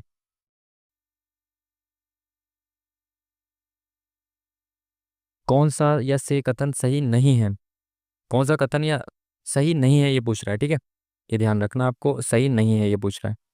धातुओं का वह गुण जिसके द्वारा उन्हें पीट कर पतली चादर बनाई जा सकती है उसे आघात वर्धनीयता कहते हैं, तो बिल्कुल सही है। धातु का वह गुण जिसके द्वारा उसे खींचकर तार बनाया जा सकता है इसे तन्यता कहते हैं, दोनों ही सही है। पूछे कौन सा सही नहीं है, इट मीन्स कि दोनों में से एक भी हमारा आंसर नहीं होगा, क्योंकि ये भी सही है ये भी सही है। पूछे कौन सा सही नहीं होगा, अगर ये सही नहीं होता तो ये हमारा आंसर हो जाता है, ये सही नहीं होता तो ये हमारा आंसर। इट मीन्स कि जब दोनों में से कोई सही नहीं है तो दोनों में से कोई सा भी हमारा आंसर नहीं है। Next question. सरस्वती दयानंद सरस्वती किस मिशन के संस्थापक थे, तो इन्होंने कौन सा स्थापना की थी, आर्य समाज की स्थापना की थी। क्वेश्चन मार्क के स्थान पे क्या आएगा ये बताना है, सॉल्व करना है इसको। तो सॉल्व करिए, ब्रैकेट को सॉल्व करते चलिए, 28 7, तो भाई यहाँ पे 7 बचेगा, तो 7 चौक 28 हो जाएगा, प्लस 384, और यहाँ पे कितना बचेगा देखो, इसको डिवाइड करेंगे तो 4 आ जाएगा, प्लस 4 और 8 23 बचेगा, तो अपॉन में 23 आ जाएगा। ठीक है, तो 23 से कटेगा क्या, नहीं, क्योंकि ये फ्रैक्शन में वैल्यूज दे रखी है, तो नीचे तो 23 ही आएगा, इट मीन्स कि ये कटेगा नहीं, तो आप क्रॉस मल्टीप्लाई करके इनको जोड़ दो, 23 चौका 92 प्लस 384 अपॉन में 23, तो बराबर कितना हो जाएगा, 4 और 2 6, और 6 एक ही यूनिट डिजिट है बस, पूरा कर सकते हो आप इसको, 9 8 17, 3 और 1 4, 476 अपॉन में 23, ऑप्शन नंबर 20 दी करेक्ट आंसर। ठीक है, चलो नेक्स्ट क्वेश्चन। मच्छर हो गए भाई, दोबारा से मच्छर हो रहे हैं। ठीक है चलिए, किन दो चिन्हों को आपस में बदलना चाहिए ताकि ये सेटिस्फाई कर जाए इक्वेशन, तो प्लस और इंटू को बदल सकते हो आप, इसकी जगह इंटू, इसकी जगह प्लस, तो इंटू आएगा, ये डिवाइड में आ जाएगा, 15 3 45, 3 दूनी 6, बिल्कुल हो सकता है, 18 माइनस 60 अपॉन में 45, और प्लस की जगह इंटू रखेंगे 6 और इंटू की जगह प्लस रखेंगे 128। ठीक है, तो 15 चौका 60, 15 तिया 45, ये 3 दूनी 6 में जाएगा, और ये कितना हो जाएगा 18 और 8, 18 में से 8 गया कितना बचा 10, और 10 और 128 कितना हो जाएगा 138, तो ऑप्शन नंबर 1 ही करेक्ट हो जाएगा। ठीक है, तो पहला वाला ऑप्शन ही सेटिस्फाई करा गया। चलिए नेक्स्ट क्वेश्चन। जगत वर्गीकरण में जीवाणु को निम्न में से किस जगत में शामिल किया गया है। जीवाणु, कवक में तो नहीं होगा जीवाणु, आई थिंक कवक में तो नहीं होगा जीवाणु, प्लांटी, प्रोटिस्टा में भी नहीं होना चाहिए आई थिंक। जीवाणु है तो शायद मोनेरा और प्लांटी, इन दोनों में से एक होना चाहिए, तो सेकंड के साथ जाते हैं, लेट्स सी। प्लांटी में शायद पौधों वौधों का जैसा कुछ सीन हो, मुझे याद नहीं है कुछ ऐसा। एक वृत्त का क्षेत्रफल ज्ञात कीजिए जिसकी परिधि 121 सेंटीमीटर के क्षेत्रफल के साथ एक वर्ग के परिमाप के बराबर है। एक वृत्त का क्षेत्रफल ज्ञात कीजिए जिसकी परिधि 121 वर्ग सेंटीमीटर के क्षेत्रफल के साथ एक वर्ग के परिमाप के बराबर है। यानी कि उस वर्ग का क्षेत्रफल 121 है। वर्ग का क्षेत्रफल होता है स्क्वायर, और ये 121 दे रखा, तो ए की वैल्यू कितनी हो गई, 11 हो गई।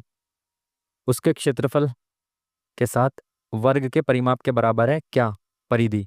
तो परिधि क्या होती है, 2 पाई आर। और इसके परिमाप क्या हो जाएगा, 4a होता है परिमाप, तो 11 चौक 44 हो जाएगा। तो आर कितनी हो जाएगी, 44/2 इंटू में 7/22, है ना, 22/7 होता है, 7/22 हो जाएगा। तो 2 से 22 बार में, और 22 से 22 कैंसिल, तो आर बराबर आ गया 7। और आपसे पूछा गया एरिया, तो आर 7 होता है, तो एरिया कितना होता है, 154 होता है। आप निकाल के देख लो, पाई इंटू आर स्क्वायर, तो आर से आर कट गया। Option number C is the correct answer. Next question. 15 अक्टूबर 2008 को बुधवार था, तो 14 अक्टूबर 2012 को सप्ताह का कौन सा दिन था, ये बताना है आपको। 15 अक्टूबर 2008 है, तो भाई देखो 2009 में जाओ, फिर 10 में जाओ, 11, 12, 13, नहीं 13 नहीं, 12 तक जाना है। 9 में जाएंगे सेम दिन, तो +1 हो जाएगा। 10 में सेम दिन +1, 11 में +1, 12 में +1, ठीक है। अब क्योंकि 12 में क्या, एक फरवरी भी आएगी, और ये लीप ईयर है। लीप ईयर में +2 होता है, क्योंकि एक फरवरी जो होती है, फरवरी में एक दिन ज़्यादा होता है, ठीक है। तो 15 अक्टूबर 2012 को क्या होगा, देखो +1 +1 +1 +2, यानी कि +5 करना पड़ेगा। बट ये 14 अक्टूबर का पूछ रहा है, यानी कि -1 कर दो इसमें। तो +4 डेज करने पड़ेंगे आपको। +4 करिए करिए, बुधवार में बुध, शुक्र, शनि, रवि, सोम। तो सोमवार होगा इसका, option number D is the correct answer, ठीक है। चलिए नेक्स्ट क्वेश्चन। सेबी एक डैश है, तो सेबी क्या है, सांविधिक निकाय है ना। सांविधिक क्या होता है, जो किसी एक्ट वगैरह के द्वारा बनाया जाता है, जो संविधान में नहीं होता। सॉरी, संविधान में नहीं होता, उसको तो गैर संवैधानिक कहते हैं। जो किसी एक्ट के द्वारा बनाया जाता है उसको कहते हैं सांविधिक, ठीक है, स्टैट्यूटरी बॉडीज, ठीक है। चलिए, और ये 1992 या 3 के एक्ट के द्वारा बनाया गया था शायद। 1968 में भारत सरकार द्वारा प्रदत्त साहित्य अकादमी स्कॉलरशिप प्राप्त करने वाले प्रथम व्यक्ति कौन थे। ये सेम क्वेश्चन मैंने जीडी की वीडियो में, अगेन ये वाला भी जीडी की एक जीएस की वीडियो थी, उसमें कराया हुआ है, ठीक है। तो पहले व्यक्ति कौन थे, राधा कृष्णन, ठीक है। चलिए। 2011 की जनगणना के अनुसार भारत की साक्षरता दर लगभग कितनी है। सेम क्वेश्चन काफी बार रिपीट हो चुका है, और जनगणना के बारे में तो आपको पता ही होना चाहिए। 74.04। अलग अलग भी आपको पता होना चाहिए कि पुरुष और महिला की कितने, बच्चों की, सब चीजें पता होनी चाहिए, ठीक है। भारतीय संविधान के किस देश भारतीय संविधान ने किस देश से राज्य के नीति निर्देशक सिद्धांतों को विचार को उधार लिया, तो भाई आयरलैंड से लिए गए हैं, डीपीएसपी, नीति निर्देशक तत्व। Next question. निम्नलिखित में से कौन सा यूनेस्को द्वारा मान्यता प्राप्त नृत्य रूप है। ये तो कालबेलिया, बिल्कुल, ये पीवाईक्यू में बहुत बार आया हुआ, सेम क्वेश्चन बहुत बार आया हुआ है, ठीक है। कालबेलिया यूनेस्को की धरोहर में शामिल है। श्रम की स्थिति में सुधार के लिए भारत में पहला कारखाना अधिनियम डैश के कार्यकाल में प्रस्तावित किया गया था। एक सेकेंड, पहला कारखाना अधिनियम कब आया था, 1881 में, ठीक है। और 1881 में कौन था, याद करो। 1882 में वो हटा था, प्रेस एक्ट वगैरह वो सब हटा था। तो यहाँ पे कौन था, लिटन लाया रिप्पन ने हटाया था। तो रिप्पन जो है 1881 में थे। Option number C is the correct answer, ठीक है। चलिए, 48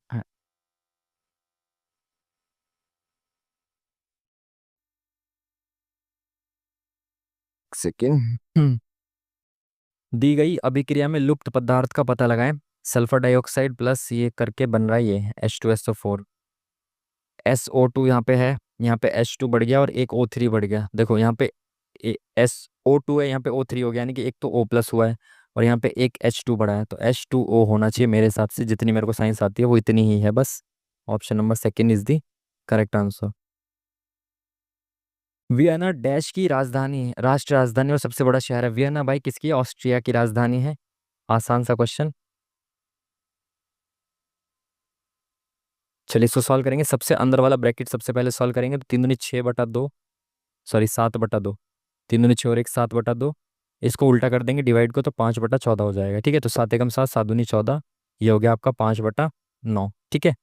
और ये 4/5 में से माइनस करना पड़ेगा आपको 5/9, ठीक है ना। यहाँ से 4/5 से, क्योंकि ब्रैकेट खोलना है। तो 36 - 25, 9 - 36 -25/45, ठीक है। एक सेकेंड, यहाँ पे 9 नहीं, यहाँ 4 आएगा ना, ये मैंने क्या लिख दिया, 3 6 और 1 7/2, 14 का 5/14 लिख दिया, 7 7 14, 5/4 आएगा, सॉरी सॉरी सॉरी, 5/4 आएगा, तो यहाँ नीचे 20। गलत हो गया है। 5/4 आएगा, 4 16 -25/20, ठीक है। ठीक है ना, 4/5 -5/4, तो कितना हो जाएगा, 4 20 5 25 -9/20 हो जाएगा ये। यहाँ पे कितना, 3 6 और 1 7, तो 7/2 प्लस माइनस माइनस हो जाएगा, तो अब इसको भी 20 बना दो, ऊपर 0 लगा दो, नीचे भी 0, तो ये कितना बचेगा, ये 61/20 बचा। और इसके बाहर कितना है, ये 3 6 और 2 8/3, इंटू करेंगे तो कितना आएगा, काट दो इसको, 4 दूनी 8, 4 पंजे 20, 122/15, तो 122/15 कहाँ है, ऑप्शन नंबर सी है ना, 2 एकम 2, 2 6 12, 15, option number C is the correct answer. थोड़ा तेजी से बढ़ते हैं, टाइम बहुत कम। टाउन ए टाउन बी के उत्तर पश्चिम में है, तो टाउन ए जो है टाउन बी के उत्तर पश्चिम, यानी कि उत्तर है और ये पश्चिम है, इसके बीच में यहाँ पे कौन है, टाउन ए है, ठीक है। टाउन डी टाउन सी के उत्तर में, टाउन डी और सी नहीं दिख रहे। टाउन बी सी के पूर्व में है, तो सी अगर यहाँ पे है तो टाउन बी इसके पूर्व में है, ठीक है। अच्छा, सी के बारे में पहले भी दे रखा है, ये भी दे रखा है, टाउन डी टाउन सी के उत्तर में है, तो टाउन सी के उत्तर में डी है, तो भाई डी यहाँ पे है सी के उत्तर में ना, यहाँ पे डी है। टाउन एम टाउन बी के उत्तर में है, टाउन एम टाउन बी के उत्तर में, यानी कि यहाँ पे एम है, ठीक है। टाउन डी टाउन ए के दक्षिण पूर्व में है, तो टाउन डी जो है वो ए के दक्षिण पूर्व में, यानी कि जो सी है थोड़ा सा इधर होगा, और ये जो, एक सेकेंड, ये सी थोड़ा सा इधर होगा और यहाँ पे डी होगा, जो इसके तो उत्तर में होगा और ए के जो है वो दक्षिण पूर्व में होगा, ठीक है। ये बोला ना इसने, टाउन डी जो है ए के दक्षिण पूर्व में है, ठीक है। टाउन एम टाउन ए के पूर्व में है, तो टाउन ए के पूर्व में, ठीक है। टाउन बी के संबंध में टाउन डी की स्थिति, बी के संबंध में डी की स्थिति क्या है, उत्तर पश्चिम है, उत्तर पश्चिम, option number D is the correct answer. अरे भाई,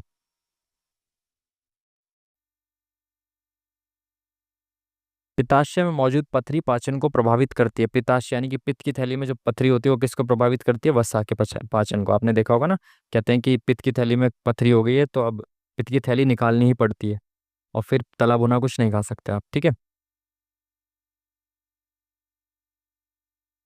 एक पहिया 44 किलोमीटर की दूरी तय करने में 5,000 चक्कर लगाता है, पहिए की त्रिज्या कितनी है। देखो एक पहिया जो है, ये पहिया, एक सेकेंड, ये क्यों यूज़ कर रहे हैं अब हम, ये करेंगे यूज़, ये जो पहिया है भाई, ठीक है, ये जो पहिया है, ये पहिया जिसका सेंटर ये है, ये रेडियस है, ये पहिया जब एक बार चलेगा तो ऐसे चलेगा, ये पूरा ऐसे करके यहाँ तक चलेगा, तो ये कितना डिस्टेंस ट्रेवल करेगा, अपनी परिधि के बराबर चलेगा।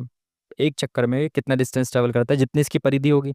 अभी 5,000 चक्कर लगा रहा है, तो एक चक्कर में कितना डिस्टेंस ट्रेवल कर रहा है देख लेते हैं, तो 44,000 मीटर, 44 किलोमीटर मतलब 44,000 मीटर आ जाएगा। और 5,000 चक्कर, तो एक चक्कर में कितना चलेगा, 5,500, तो 3 0 से 3 0 खत्म, तो 44/5 मीटर चलेगा ये कितने में, एक चक्कर में। और इसकी यही परिधि होगी, इसकी एक चक्कर में जितना चलेगा उतनी ही परिधि है, तो 2 पाई r बराबर आपका है 44/5, तो r बराबर कितनी हो जाएगी, 2 पाई इधर चला जाएगा तो 2 नीचे आ जाएगा, और पाई का 7/22, ठीक है। तो 22 दूनी 44 से ये 44 खत्म, तो 7/5 आ जाएगी इसकी रेडियस, यानी कि 5 एकम 5 पॉइंट 2 बचा, तो 5 चौक 20, option number 1 is the correct answer, ठीक है। चलिए,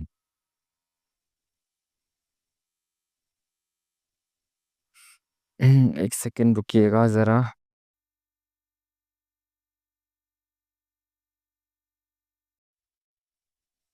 चलिए, क्या बोले इन्होंने, एक सेकेंड। 7 व्यक्ति हैं, एक वृत्ताकार मेज के चारों ओर केंद्र के सम्मुख है, तो भाई 7 व्यक्ति हैं, एक वृत्ताकार मेज है, अरे अब तो हम वृत्ताकार मेज बना सकते हैं आराम से। एक वृत्ताकार मेज है भाई, ठीक है, जिसमें हम 7 लोग बैठे हैं, तो 1 2 3 4 5 6 7 7 लोग बैठ गए, ठीक है। केंद्र के सम्मुख बैठे हैं, ठीक है। क्यू के बाएं से गिनने पर यू और क्यू के बीच केवल एक व्यक्ति है, तो क्यू अगर यहाँ बैठा है तो क्यू के बाएं से गिनने पर यू और क्यू के बीच में एक व्यक्ति है, ठीक है। एस टी के बाएं से चौथे स्थान पर बैठा है, एस और टी का कोई कनेक्शन यहाँ पे है। क्यू और यू से संबंधित चीज़ें देखो यहाँ पे है क्या, वी आर नहीं, v s, y v, y और क्यू के बीच में कितना, क्यू और एस से रिलेटेड और दूसरी चीज़ तो नहीं दे रखी, बट यहाँ पे वी और वाई, वी और एस, वी और आर के बारे में बहुत ज़्यादा दे रखा है। तो और कोई परफेक्ट इन्फॉर्मेशन दूसरी से शुरू करना पड़ेगा शायद हमें। एस टी के बाएं से चौथे स्थान पर है। इससे दूसरी वाली इन्फॉर्मेशन से शुरू करते हैं एक बार, दूसरी वाली इन्फॉर्मेशन से शुरू करके देखते हैं ना। एस टी के बाएं से चौथे स्थान पर है, तो अगर टी यहाँ पे है तो एस जो इसके बाएं से चौथे स्थान पर है, तो बाएं से एक दो तीन चार, तो यहाँ चौथे स्थान पर एस है। वी आर के बाएं, वी और आर नहीं दिख रहा, वी एस, वी एस के ठीक बाएं हैं, तो दाएं बाएं यहाँ पे वी है, ठीक है। वाई, वाई वी का पड़ोसी नहीं है, तो यहाँ पे वाई जो है वो नहीं बैठ सकता यहाँ पे, ठीक है। और क्या था भाई, और चीज़ें देख लेते हैं। एस टी के बाएं से चौथे स्थान पर, ठीक है। वी आर के बाएं से तीसरे स्थान पर है, तो आर के बाएं से तीसरे स्थान पर, तो अगर आर यहाँ बैठा है तो बाएं से एक दो तीसरे स्थान पर ही आ जाएगा, ठीक है। तो वाई यहाँ पे नहीं है, तो वाई या तो यहाँ पे होगा या तो यहाँ होगा वाई। और क्या चीज़ रह गई, क्यू रह गई। क्यू के बाएं से गिनने पर यू और क्यू के बीच में केवल एक व्यक्ति बैठा है, तो अगर क्यू और यू को यहाँ बिठा देंगे तो वाई यहाँ बैठेगा, लेकिन ये ऐसा हो नहीं सकता, तो क्यू यहाँ बैठेगा और यू यहाँ बैठेगा, है ना। क्यू के बाएं से गिनने पर इनके बीच में एक व्यक्ति है, ठीक है, तो वाई यहाँ पे बैठ जाएगा। अब पूछा गया है वाई के दाएं से गिनने पर वाई और क्यू के बीच में कितने व्यक्ति हो गए, एक दो तीन, तीन लोग हो गए। Option number D is the correct answer, ठीक है। निम्नलिखित में से कौन सा सूर्य ग्रहण का प्रकार नहीं है। वलयाकार सूर्य ग्रहण होता है बिल्कुल, आंशिक होता है बिल्कुल, छंद छाया युक्त, छंद कह रहा हूँ खंड छाया युक्त, पूर्ण, आई थिंक पूर्ण भी होता है। ये तीसरा नाम ये वाला नया सा लग रहा है, शायद ये नहीं होना चाहिए। इन तीनों के बारे में तो पढ़ा है। चलिए क्या बोला इसने, पर्यटकों के आगमन की संख्या दी गई है भाई, किस महीने में यात्रियों की संख्या दूसरी सबसे कम संख्या ने यात्रा की है। ये पर्यटकों की संख्या है, बोल रहा कौन से महीने में दूसरी सबसे कम, तो पहले सबसे कम में जाओ, सबसे कम 1000, 1000 से हल्का सा ज़्यादा 1500, यानी कि फरवरी में दूसरा सबसे कम पर्यटन हुआ है, तो option number February is the correct answer. Next question. अरे भाई क्लिक क्यों नहीं होता एक बार में। आगे क्या है आपको बताना है क्वेश्चन मार्क पे, C D E E F G H I J K L M N O P Q, तो क्यू आएगा, ठीक है। Option number one is the correct answer.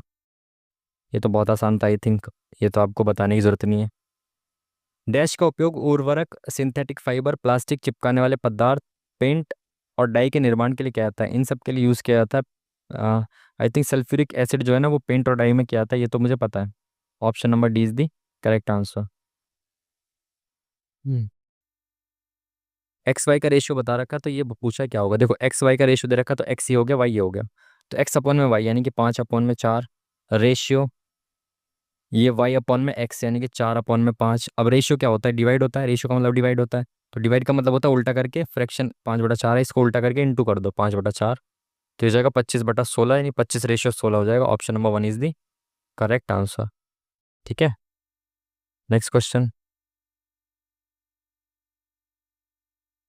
एक पंक्ति में सभी व्यक्ति उत्तर की ओर मुख करके उन्मुख है, ठीक है। ए दाएं से 21वें स्थान पर है, तो दाएं यानी कि राइट साइड से ए जो है वो कौन से स्थान पर है, 21वें स्थान पर है, ठीक है।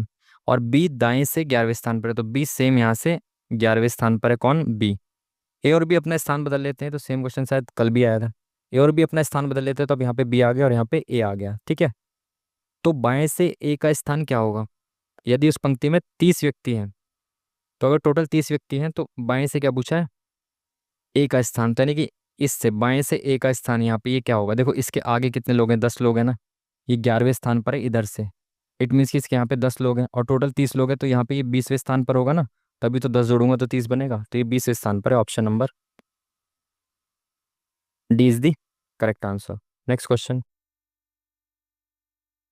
निम्नलिखित में से कौन सा शुष्क लिटमस पेपर के रंग को परिवर्तित नहीं करता है, शुष्क लिटमस पेपर के रंग को परिवर्तित नहीं करता, शुष्क HCl, ये पहले भी कई बार मॉक में आ चुका है, सेम क्वेश्चन, ठीक है।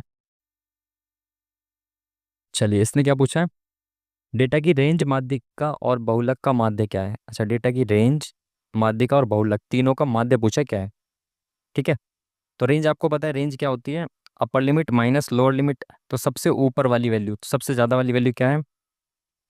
5 दिख रहा है यहाँ पे, और ऊपर तो नहीं है कुछ। 5 सबसे बड़ा 5 दिख रहा है और सबसे छोटा 1, तो 5 - 1 = 4, तो रेंज आ गई आपकी 4। अब माध्यिका क्या होती है? आप इसको सीक्वेंस में अरेंज करें सभी को, और जो बीच वाली वैल्यू होती है उसको माध्यिका कहते हैं। तो एक बार इसको काउंट कर लो कितना है, तो 1 2 3 4 5 6 7 8 9 10 11 12 13 14 15 16 17 18 19 20, तो टोटल 20 है। इट मीन्स कि 9 इधर 9 इधर, तो 10वां और 11वां, इनका जो एवरेज होगा वो माध्यिका होगी।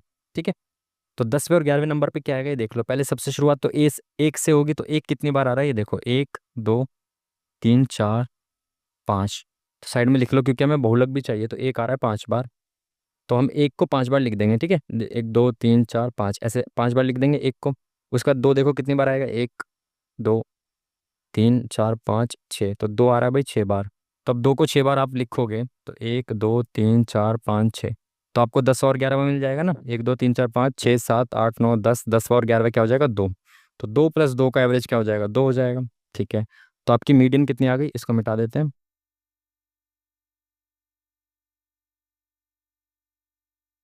रेंज आ चुकी है आपकी कितनी, 4, और मीडियन कितनी आ गई आपकी, अभी कितनी आई थी, 2 आ गई थी, मीडियन 2 आ गई, रेंज आपकी 4 आ गई। और क्या बहुलक, तो बहुलक में 2 6 बार आ चुका है, और देखें और इससे ज़्यादा कोई आया क्या, 3 1 2 3 4 बार आया, 4 1 2 3 बार आया, 5 5 5 1 2 बार आया, यानी कि 2 इसका बहुलक हो गया, तो मोड भी 2 आ गया। इन तीनों का आपको माध्य निकालना है, तो तीनों का माध्य निकालेंगे, 4 + 2 + 2, और तीन संख्या है तो 3 से डिवाइड करेंगे, तो 8/3, ऑप्शन नंबर, मिक्स फ्रैक्शन में चेंज करेंगे तो 3 दूनी 6, 2 सही, 2/3, option number C is the correct answer. ठीक है, अरे भाई,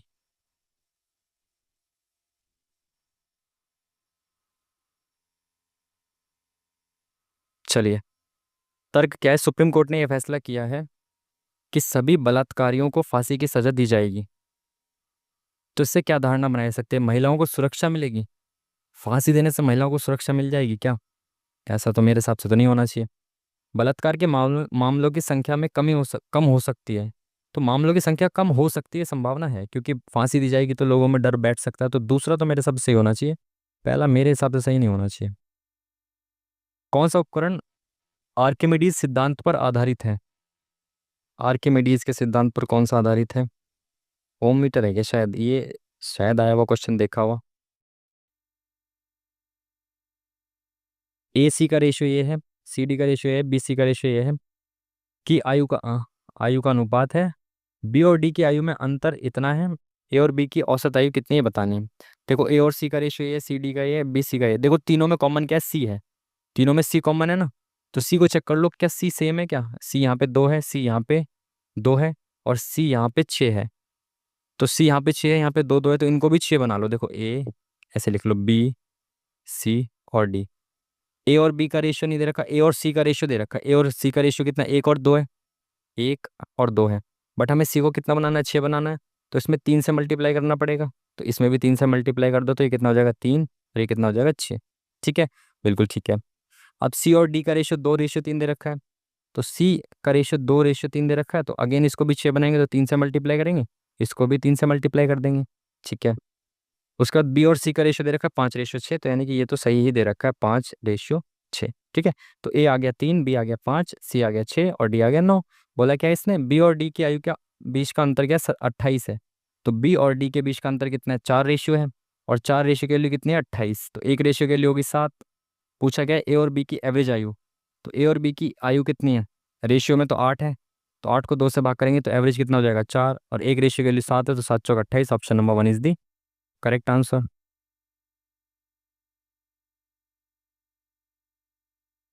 चलिए, इसका क्या बताना है आपको, जल प्रतिबिंब, वाटर इमेज बतानी है आपको।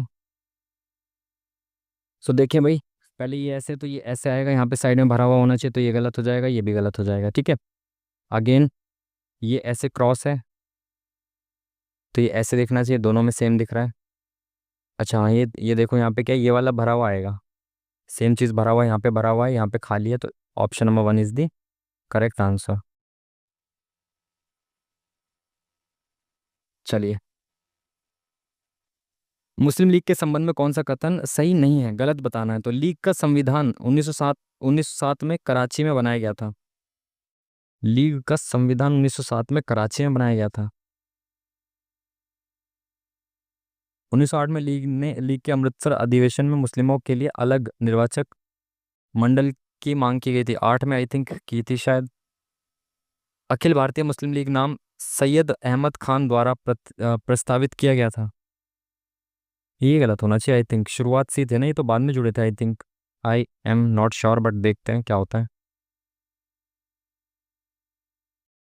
एक राशि साधारण ब्याज पर 4 वर्ष में 2 गुना हो जाती है। तो देखो, अगर 1 रुपए थे तो वो 2 गुने हो गए कितने वर्ष में, 4 वर्ष में, 4 साल में। ठीक है। बोल क्या रहा है, समान राशि कितने वर्ष में 16 गुनी हो जाएगी। तो 1 से लेकर 16 गुनी कितने वर्ष में हो जाएगी, ये आपको बताना है। देखो, यहाँ पे 1 रुपए का ब्याज 4 साल में मिल रहा है, और यहाँ पे 15 रुपए का ब्याज चाहिए। तो 15 रुपए का ब्याज कितने में मिलेगा, 1 रुपए 4 साल में बन रहे, तो 15 चौका 60, 60 साल में ये 15 रुपए का ब्याज मिल जाएगा। तो ऑप्शन नंबर 20 दी करेक्ट आंसर।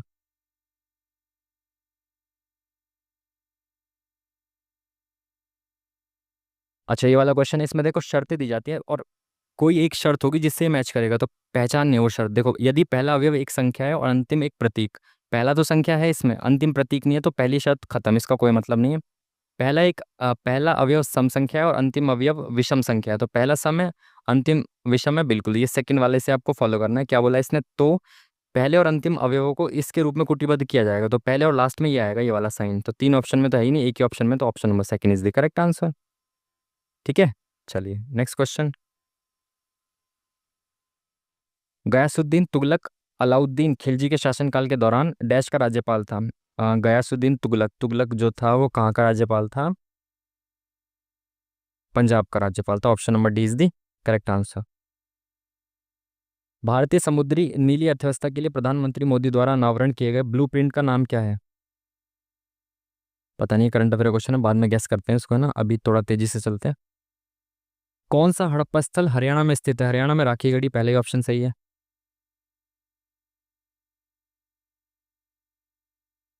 अधिकांश बौद्ध ग्रंथ किस भाषा में लिखे गए थे, बौद्ध ग्रंथ जो थे वो पाली भाषा में लिखे गए हैं, और जो जैन ग्रंथ है वो प्राकृत भाषा में लिखे गए हैं।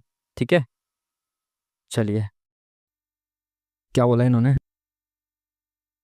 पाइप ए टंकी को 8 घंटे में भर सकता है। तो भाई कोई पाइप ए है जो 8 घंटे में भर सकता है, पाइप बी 6 घंटे में भर सकता है। तो पाइप बी जो, अरे यार क्या हो जाता है ये, पाइप बी जो है वो 6 घंटे में भर सकता है। ठीक है। पाइप सी एक निकास पाइप है जो 10 घंटे में खाली कर सकता है, तो पाइप सी जो है वो माइनस करने वाला है, जो 10 घंटे में खाली कर सकता है। ए बी सी एक साथ खोला जाता है, तो पहले इनकी एफिशिएंसी निकाल लो। तो 10 और 60, 30, 60, 6 दूनी 12, 120, 120 इसका एलसीएम हो गया 12, 6 दूनी 12, और 8 एकम 8 पंजे 40, ये इनकी एफिशिएंसी आ गई। ठीक है।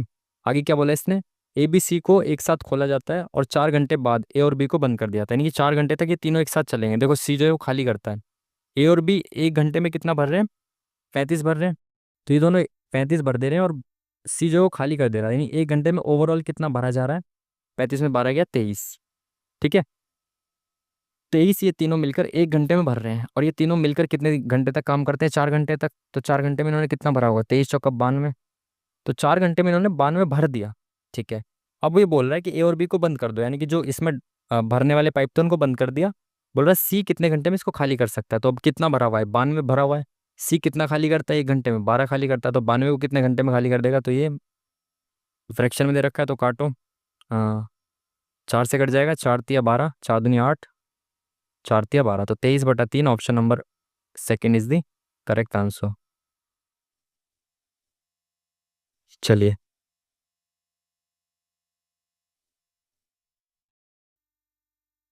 सेम, बिल्कुल सेम क्वेश्चंस आ रहे थे, अभी मैंने आपको बताया था नहीं, आरआरबी एनटीपीसी में पूछे गए सेम क्वेश्चंस। ठीक है। इनमें करना क्या होता है, देखो ये हैशटैग के यहाँ पे कोई एक होगा और परसेंटेज में कोई एक होगा, सेम लॉजिक होना चाहिए। जैसे मैं मान लेता हूँ, ऑप्शन से चेक करते हैं इसको, पहले ऑप्शन में अगर ए है तो ए से सी हो गया, तो ए बी सी +2 हो गया, जे से एल जे के एल +2 हो गया, +2 +2।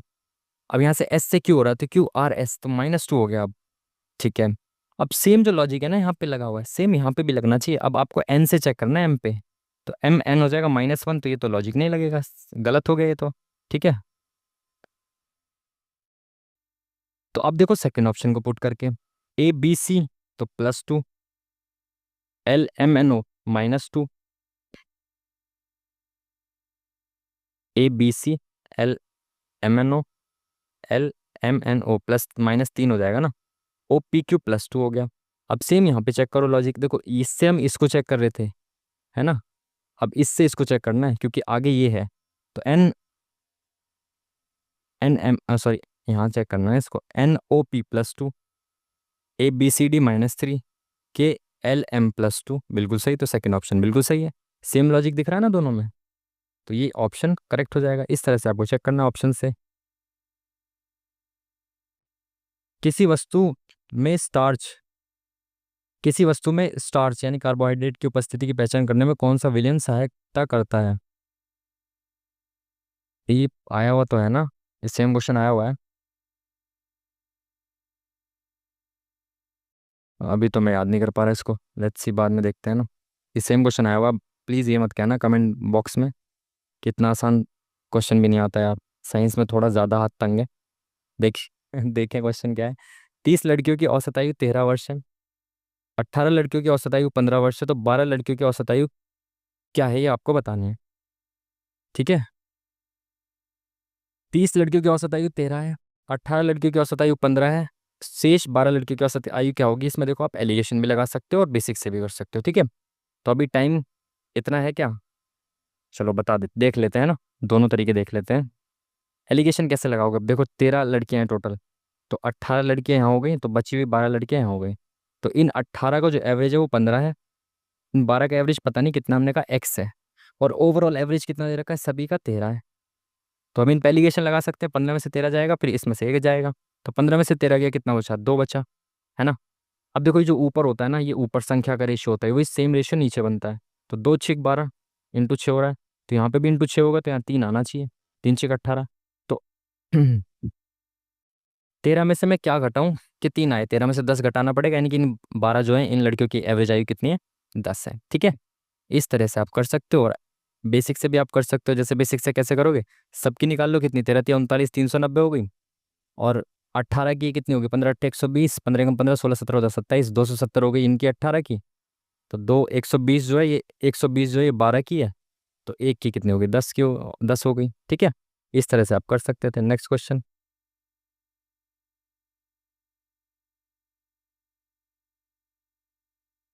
क्या बोला इन्होंने क्वेश्चन में? कुछ पहाड़ नदियां हैं, तो भाई ये जो है कुछ पहाड़ हैं, ये पहाड़ लिख देते हैं पूरा। इनमें से कुछ पहाड़ क्या है? नदियां। ठीक है, अधिकांश नदियां घाटियां हैं, तो भाई इन नदियों में से अधिकांश क्या है? घाटियां हैं। ठीक है, ठीक है, सभी घाटियां पहाड़ियां हैं। अच्छा, यहाँ पे देखो पहाड़ लिखा है, यहाँ पहाड़ियां लिखा है, तो अलग अलग है दोनों। ठीक है, ये सारी घाटियां क्या है? पहाड़ियां हैं, ये सब घाटियां क्या हैं? पहाड़ियां हैं। ठीक है, ठीक है, कंक्लूजन देखते हैं इसका। कुछ पहाड़ घाटियां घाटियां हैं, तो कुछ पहाड़ घाटियां हैं क्या? बिल्कुल नहीं, निश्चित रूप से तो नहीं कह सकते। कुछ पहाड़ियां पहाड़ हैं, तो पहाड़ी और पहाड़ का भी डायरेक्ट कनेक्शन नहीं है।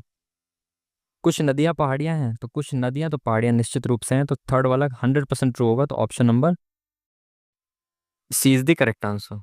नेक्स्ट क्वेश्चन, फ्लोएम ऊतक मुख्य रूप से किसके परिवहन के लिए उत्तरदायी होता है? फ्लोएम एप से होता है, एप से मतलब होता है फूड। ठीक है, और जो जाइलम होता है, वो जाइलम क्या होता है? जाइलम करता है खनिज और जल का परिवहन। ठीक है, तो फूड करता है एफ से फाइल फ्लोएम। चलिए नेक्स्ट क्वेश्चन,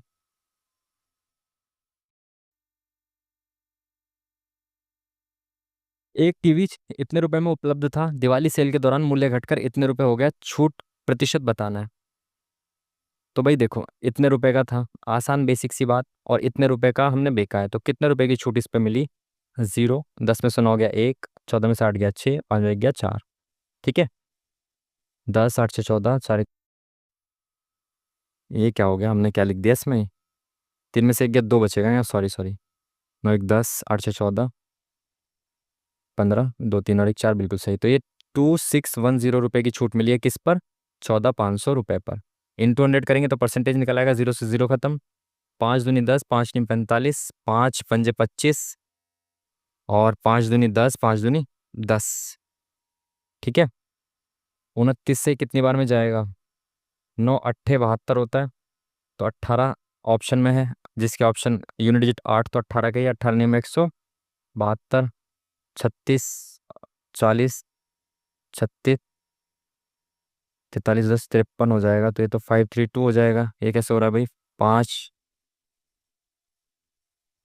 14 में से 8 गया 6। ओ सॉरी सॉरी, 18 में 162 होता है, मैंने 172 लिख दिया, सॉरी सॉरी सॉरी। यानी कि 18 बार में ही कट जाएगा। तो option number C is the correct answer. ठीक है। अब देखो मल्टीप्लाई भी ऑप्शन में मैंने चेक कौन सा किया जिसका मुझे दिख रहा था कि यूनिट डिजिट आएगा, है ना। बकमिंस्टर फुलरीन में कार्बन परमाणुओं की संख्या, नो आइडिया भाई। तो यार ये 2 बार क्लिक क्यों हो जाता है? इसका तो नो आइडिया। 82 देखें क्या बोला इसने।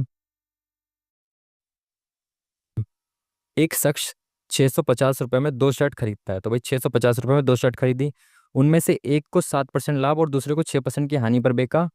कुल मिलाकर उसे ना तो लाभ हुआ और ना ही हानि हुई, तो शर्टों का क्रय मूल्य बताना है। देखो भाई, इसने क्या किया, 650 रुपये में 2 चीज़ें खरीदी। ठीक है, 650 रुपये में 2 शर्ट खरीद ली। एक को उसने 7% के लाभ पे बेच दिया और दूसरे को 6% की हानि पे बेच दिया। कुल मिला के ना तो प्रॉफिट हुआ ना लाभ हुआ। इट मीन्स कि हो क्या रहा था कि मान लो एक का एक्स था मूल्य और दूसरी का वाई था। तो इस पे जो लाभ मिला, लेकिन दूसरी वाली पे उतनी ही इसने हानि झेल ली, तभी तो ना प्रॉफिट ना लॉस हुआ।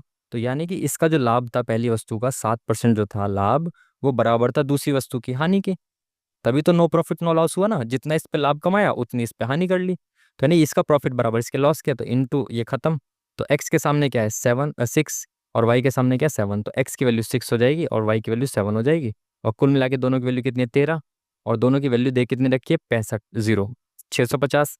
तो 13 की वैल्यू 650 है, तो एक की वैल्यू कितनी आ गई 13 पंजे 65, 50। तो अगर एक की वैल्यू 50 है तो एक्स की कितनी आ जाएगी 6 पंजे 300 और 7 पंजे 35। तो 300 350 option number 1 is the correct answer. ठीक है जी, चलिए। इसने क्या बोला, शब्द को के प्रत्येक अक्षर को वर्णमाला क्रम में व्यवस्थित किया जाए, कितने की अपरिवर्तित रहेगी स्थिति। अगेन देखो, अब इसको लगा के देखो आप सीधा, ABCDEFGHIJKLMNOPQRSTUVWXYZ, और तो कुछ नहीं है ना। वी तो देखो 1 2 3 4 5 6 7 8 9, इसमें कितना 1 2 3 4 5 6 7 8 9 सभी लग गए। देखो फर्स्ट से फर्स्ट है क्या, नहीं। सेकंड नहीं। थर्ड पे यू है नहीं। फोर्थ पे आई है बिल्कुल सही, तो ये सेम है। ओ है, आई के बाद क्या है वी है नहीं। वी के बाद ओ है बिल्कुल, ये भी सेम है। ओ के बाद सी नहीं, ए नहीं, एल नहीं। तो यानी कि दो जो है वो अपरिवर्तित है। Option number C is the correct answer. ठीक है। कार्बन का निम्नलिखित में से कौन सा रूप सबसे कठोर प्राकृतिक पदार्थ है? सबसे कठोर प्राकृतिक पदार्थ होता है कार्बन का हीरा। ये सबको पता होना चाहिए। ठीक है, आगे क्या लिखा है मतलब नहीं। सबसे कठोर, अच्छा देख लेते हैं क्या है, कभी कुछ और पूछा हो। गलनांक और क्वथनांक सबसे अधिक होता है, तो वही सेम बात लिखी होगी इसके बारे में, इसकी प्रॉपर्टी यही होगी। सबसे कठोर पदार्थ हीरा होता है, आप सभी को पता होगा। ठीक है। भारतीय संविधान के किस अनुच्छेद के अनुसार राष्ट्रपति पर महाभियोग, इम्पीचमेंट ऑफ किसका, प्रेसिडेंट का। तो इम्पीचमेंट आता है आर्टिकल नंबर 61 में। ठीक है, इम्पीचमेंट ही होता है ना। अंग्रेजी आपको पता है मेरी कितनी अच्छी है। हाँ ठीक है। Option number D is the correct answer. क्या पूछा इसने, कर्मचारियों की कुल संख्या दे रखी है। बोला क्या इसने, कार्यालय में कर्मचारियों की संख्या 600 है। किस कार्यालय में 600 है कर्मचारियों की संख्या। देखो ये डिग्री में दे रखा है। अगर मैं देखूं कि 600 पूछ रहा है किस कार्यालय में है, 2400 टोटल है, और पूछा 600 किस में, तो मैं निकाले तो फ्रैक्शन में वैल्यू क्या है इसकी। देखो 6 चौक 24, यानी कि 1/4 वैल्यू है इसकी। और ये जो डिग्री है पूरा ये होता है 360। तो 360 का 1/4 डिग्री, 1/4 हिस्सा होना चाहिए डिग्री में भी, तो 4 9 36, यानी कि 90 डिग्री वाला जो होगा वो इसका answer. Option number D is the correct answer. ठीक है, चलिए। 6 बहनें हैं और गोलाकार मेज के चारों ओर बैठी, एक दूसरे के सामने बैठी हैं। तो 6 बहनें हैं भाई, तो गोलाकार अब बनाएंगे हम इस, अरे भाई ये क्या हो गया, गोलाकार बनाएंगे इससे। तो ये गोला बन गया हमारा, इसमें बैठी हैं 6 बहनें। ठीक है, तो 1 2 3 4 5 6। ठीक है, 6 बहनें बैठ गई। क्या बोला इसने, अनु अंकिता के ठीक बाईं ओर बैठी है, तो अंकिता अगर यहाँ बैठी है, अंकिता यहाँ बैठी है तो अनु इसके ठीक बाईं ओर बैठी है। ठीक है, अंकिता की ठीक बाईं ओर बैठी है। एमी, आशा और आयशा की ठीक बेच एमी वगैरह यहाँ दिख नहीं रही है, अनु है। ठीक है, आयशा अन्वेषी के बगल में नहीं दिख रहा, जो अनु के दाएं से दूसरे अनु का दिख गया। ठीक है, तो आयशा अन्वेषी के बगल में नहीं बैठी है, जो यानी कि जो का मतलब सेकंड पर्सन के बारे में बात कर रहा है, जो अनु के दाएं से दूसरे स्थान पर है, तो अनु के दाएं से दूसरे स्थान पर अन्वेषी है। ठीक है, अन्वेषी आ गई यहाँ। अब और दोबारा से पढ़ते हैं क्या बोला था इन्होंने। अनु अंकिता के ठीक बाईं ओर, ठीक है। एमी आशा और आयशा के ठीक बीच में बैठी है, एमी और आशा वाशा दिख नहीं रहे। आयशा अन्वेषी के बगल में नहीं बैठी है, तो आयशा जो है अन्वेषी के बगल में नहीं है, तो आयशा या तो यहाँ होगी या तो यहाँ होगी। ठीक है, और क्या बोला इन्होंने, एमी आशा और आयशा के ठीक बीच में बैठी है। आशा और आयशा, आशा का तो कुछ दे नहीं रखा इन्होंने। एमी आशा और आयशा के ठीक बीच में बैठी है। आयशा अन्वेषी के बगल में नहीं बैठी है, अन्वेषी के बगल में नहीं बैठी है, तो आयशा या तो यहाँ होगी या तो यहाँ होगी। ठीक है, अब बोला क्या इन्होंने कि एमी जो है वो आशा और आयशा के ठीक बीच में बैठी है। अगर आयशा यहाँ होगी तो एमी यहाँ क्या बोला इसने, एमी आशा और आयशा, अगर आयशा यहाँ होगी तो आशा को यहाँ होना चाहिए था, बट यहाँ तो बैठ नहीं सकती, तो आयशा यहाँ पर है और आशा यहाँ पर है। ठीक है, और इसके बीच में कौन है, एमी वीरक। ठीक है ठीक है, अब पूछा क्या है इन्होंने, अंकिता के निकटतम दाएं कौन, अरे यार ये सब लिखने की जरूरत ही क्या थी, जब पहले से ये जो पूछा था वो तो लिखा हुआ था ना। अंकिता के निकटतम दाएं तो अन्वेषी है, ऑप्शन नंबर सेकंड। क्या यार, पहले क्वेश्चन पढ़ लेते पूरा तो आंसर तक पहले ही पहुंच जाते। समुद्रगुप्त का दरबारी कवि कौन था भाई, हरिश्चंद्र। बाणभट्ट किसके थे, हर्षवर्धन के। ठीक है, कौन सा बंदरगाह या टर्मिनल प्रशांत महासागर में स्थित नहीं है। सिडनी तो प्रशांत महासागर, ऑस्ट्रेलिया तो बीचों बीच है। जापान भी वहाँ पे है। ब्राज़ील का रियो डी जेनरियो, तो रियो डी जेनरियो, तो अगर आप ऐसे वो देखोगे ना, ये जो ये साउथ अमेरिका है अपना, तो इधर की साइड पड़ता है ना ब्राज़ील, तो ये तो इधर है प्रशांत महासागर, यहाँ तो अंटार्कटिका, ओ सॉरी अंटार्कटिका है ना, अटलांटिक आ जाएगा। मेरे हिसाब से सी ऑप्शन नहीं होना चाहिए, बाकी तो लेट्स सी। 10 संख्याओं का औसत 46 है, बाद में पाया गया कि एक संख्या 46 को गलती से 53 के रूप में लिखा गया था, सही औसत ज्ञात कीजिए। देखो गलती कितने की हुई, 46 था, 53 लिख लिया, तो कितना एक्स्ट्रा लिख लिया, +7 एक्स्ट्रा लिख लिया। तो हमें क्या करना है, अब 10 संख्याओं में से सब में से बराबर बराबर लेना है, कुल मिला के 7 लेना है। तो 7 मुझे चाहिए कितनी संख्याओं में से, 10 संख्याओं में से चाहिए, तो एक में से 0.7 लेना पड़ेगा। तो एवरेज जो है वो 0.7 कम एक सेकेंड भाई, ये क्या हो गया, एवरेज जो पॉइंट एवरेज जो 0.7 कम हो जाएगा, तो इसमें से 0.7 कम करेंगे कितना हो जाएगा, 45.3। Option number 3 is the correct answer. ठीक है, नेक्स्ट क्वेश्चन। यहाँ पे क्या आएगा ये आपको बताना है, तो ऑप्शन से चेक करें जल्दी से। पहली बात तो ये ऐसे यहाँ पे दिख रहा है सामने से, ऐसे बनेगा ये, इसमें बन रहा है, इसमें नहीं बन रहा, इन तीनों में बन रहा है। ठीक है, और इनमें क्या अलग दिख रहा है आपको, इन दोनों में अलग क्या दिख रहा है, ये साइड में ऐसा बनेगा क्या इसके सामने, इसको जोड़ा हुआ है क्या पूरा यहाँ तक, नहीं तो ये भी नहीं होगा। और इन दोनों में आपको अलग क्या दिख रहा है, ये चीज़, ये चीज़ यहाँ पे सेम नहीं है, ये वाली चीज़ सेम दिख रही है, तो option number D is the correct answer. ठीक है, ऐसे ऑप्शन एलिमिनेशन से आप इसको कर सकते हो। प्रधानमंत्री नरेंद्र मोदी द्वारा पुणे में राष्ट्रीय सुपर कंप्यूटिंग मिशन के तहत विकसित सुपर कंप्यूटिंग सिस्टम का उद्घाटन किया गया, जिसका नाम क्या था, परम विश्वकर्मा, परम सिद्धि, परम शक्ति। आई थिंक परम सिद्धि तो पहले आ चुका है शायद, या परम सिद्धि था, ये सुना सा लग रहा है, बाकी अवेयर नहीं हूँ मैं करंट अफेयर से, तो ऑप्शन नंबर सी के साथ चले जाते हैं, लेट्स सी, सी को लेट्स सी ठीक है, चलिए। एक कार 20% के लाभ पर बेची गई, यदि वे 50,000 रुपये अधिक में बिकी होती तो लाभ 25% होता।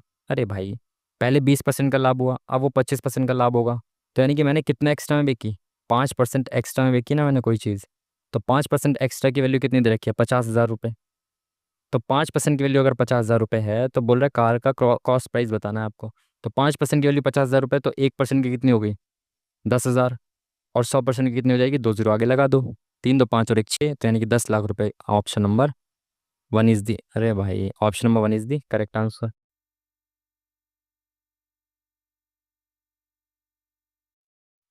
एक निश्चित तर्क का अनुसरण करते हुए ये संबंधित है, ये संबंधित है, तो बताना है ये किससे संबंधित है।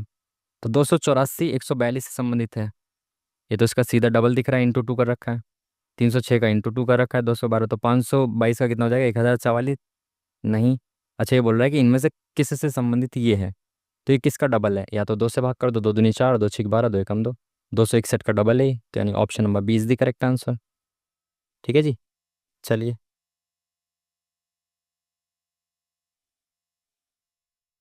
23 अगस्त को मनाए जाने वाले भारत के पहले राष्ट्रीय अंतरिक्ष दिवस का विषय क्या है। अंतरिक्ष दिवस मनाया जाएगा पहला, इसकी थीम क्या है भाई, ये बताना है। ब्रह्मांड की खोज, अंतरिक्ष में भारत की उपलब्धियां, अंतरिक्ष के माध्यम से राष्ट्रों के बीच सेतु निर्माण, भारत का वैश्विक प्रभाव, चांद को छूते हुए जीवन को छूना, भारत की अंतरिक्ष गाथा, धरती से सितारों तक भारत की अंतरिक्ष यात्रा। ये सही सा लग रहा है फोर्थ। Let's see. थोड़ा सा पढ़ने में ठीक लग रहा है, बाकी मुझे बिल्कुल भी इसका आइडिया नहीं। 8% की चक्रवृद्धि ब्याज दर से अर्धवार्षिक रूप से संयोजित होने वाली 4,0400 रुपए की राशि कितने वर्ष में इतने हो जाएगी। ठीक है। देखो, अर्धवार्षिक रूप से संयोजित होगी तो 6 6 महीने में चलेगा मामला। तो रेट क्या होता है, आधा हो जाएगा। रेट 8 की जगह 4% हो जाएगा, क्योंकि 8% रेट जो है वो 1 साल का है ना। तो 6 महीने का रेट हो जाएगा 4%। और अर्धवार्षिक रूप से संयोजित होना यानी कि 6 6 महीने का आपको चाहिए, तो रेट हो गया 4%। राशि 4,400 से 4,576 हो रही है। बहुत मिनिमम बढ़ रहा है। यानी कि एक बार इसका काउंट करके देखो 4% कितना होगा, है ना। ऑप्शन में 6 महीने है भी, तो देखें कि एक बार में कितना बढ़ रहा है ये, मतलब 6 महीने में कितना बढ़ जाएगा ये। 4% बढ़ेगा। तो 4% इसका कितना हो जाएगा, देखो 2 जीरो हटा देंगे तो 1% आ जाएगा। तो 4 चौक 16, 4 चौक 16, 117, 176 रुपये का ब्याज जो मिलेगा वो मुझे मिलेगा कितने महीने में, 6 महीने में। और इसमें 176 ही जोड़ा गया, इट मीन्स की यानी कि 6 महीने में मिलेगा। सिंपल, ये तो बहुत आसान सवाल कर दिया। 176 के तो ऐड हुआ इसमें, सिंपल सवाल। क्वेश्चन मार्क की जगह पे क्या आएगा ये आपको बताना है। तो भाई देखो, इनका डिफरेंस देखो कितना है। 8 में 7 गया 1, 15 में 7 गया 8, तो +81। इसमें कितना हो जाएगा, 17 में से 8 गया 9, और यहाँ पे कितना हो जाए 4, और ज़ीरो का ज़ीरो। ठीक है। तो 81 49 यानी कि 9 का स्क्वायर और 7 का स्क्वायर दिख रहा है ना आपको। यहाँ पे कितना प्लस हो रहा है, 25 प्लस हो रहा है। तो ये 5 का स्क्वायर, यानी कि एक छोड़ के एक का स्क्वायर प्लस कर रहा है। यहाँ पे 3 का स्क्वायर प्लस करेगा, यानी कि 9 प्लस कर रहा है। ठीक है, तो अब 3 का स्क्वायर प्लस कर दिया, 9 7 5 3, अब एक का स्क्वायर प्लस करेगा, यानी कि 242। तो option number one is the correct answer. एक छोड़ के एक स्क्वायर प्लस किया इसने। राष्ट्रीय पिछड़ा वर्ग आयोग अधिनियम 1993 को राष्ट्रीय पिछड़ा वर्ग आयोग निरसन अधिनियम द्वारा वर्ष डैश में निरस्त कर दिया गया था। अच्छा, national commission for backward classes जो था उसको निरस्त कब किया गया, अभी ये रिसेंटली 2018 19 में आई थिंक किया गया था इसको। ये उस वक्त पढ़ा था डिटेल में। 18 या 19 में हुआ था। 19 लगा, 18 लगा देते हैं। 18 19 में से एक होना चाहिए, 18 के साथ जाते हैं, लेट्स सी।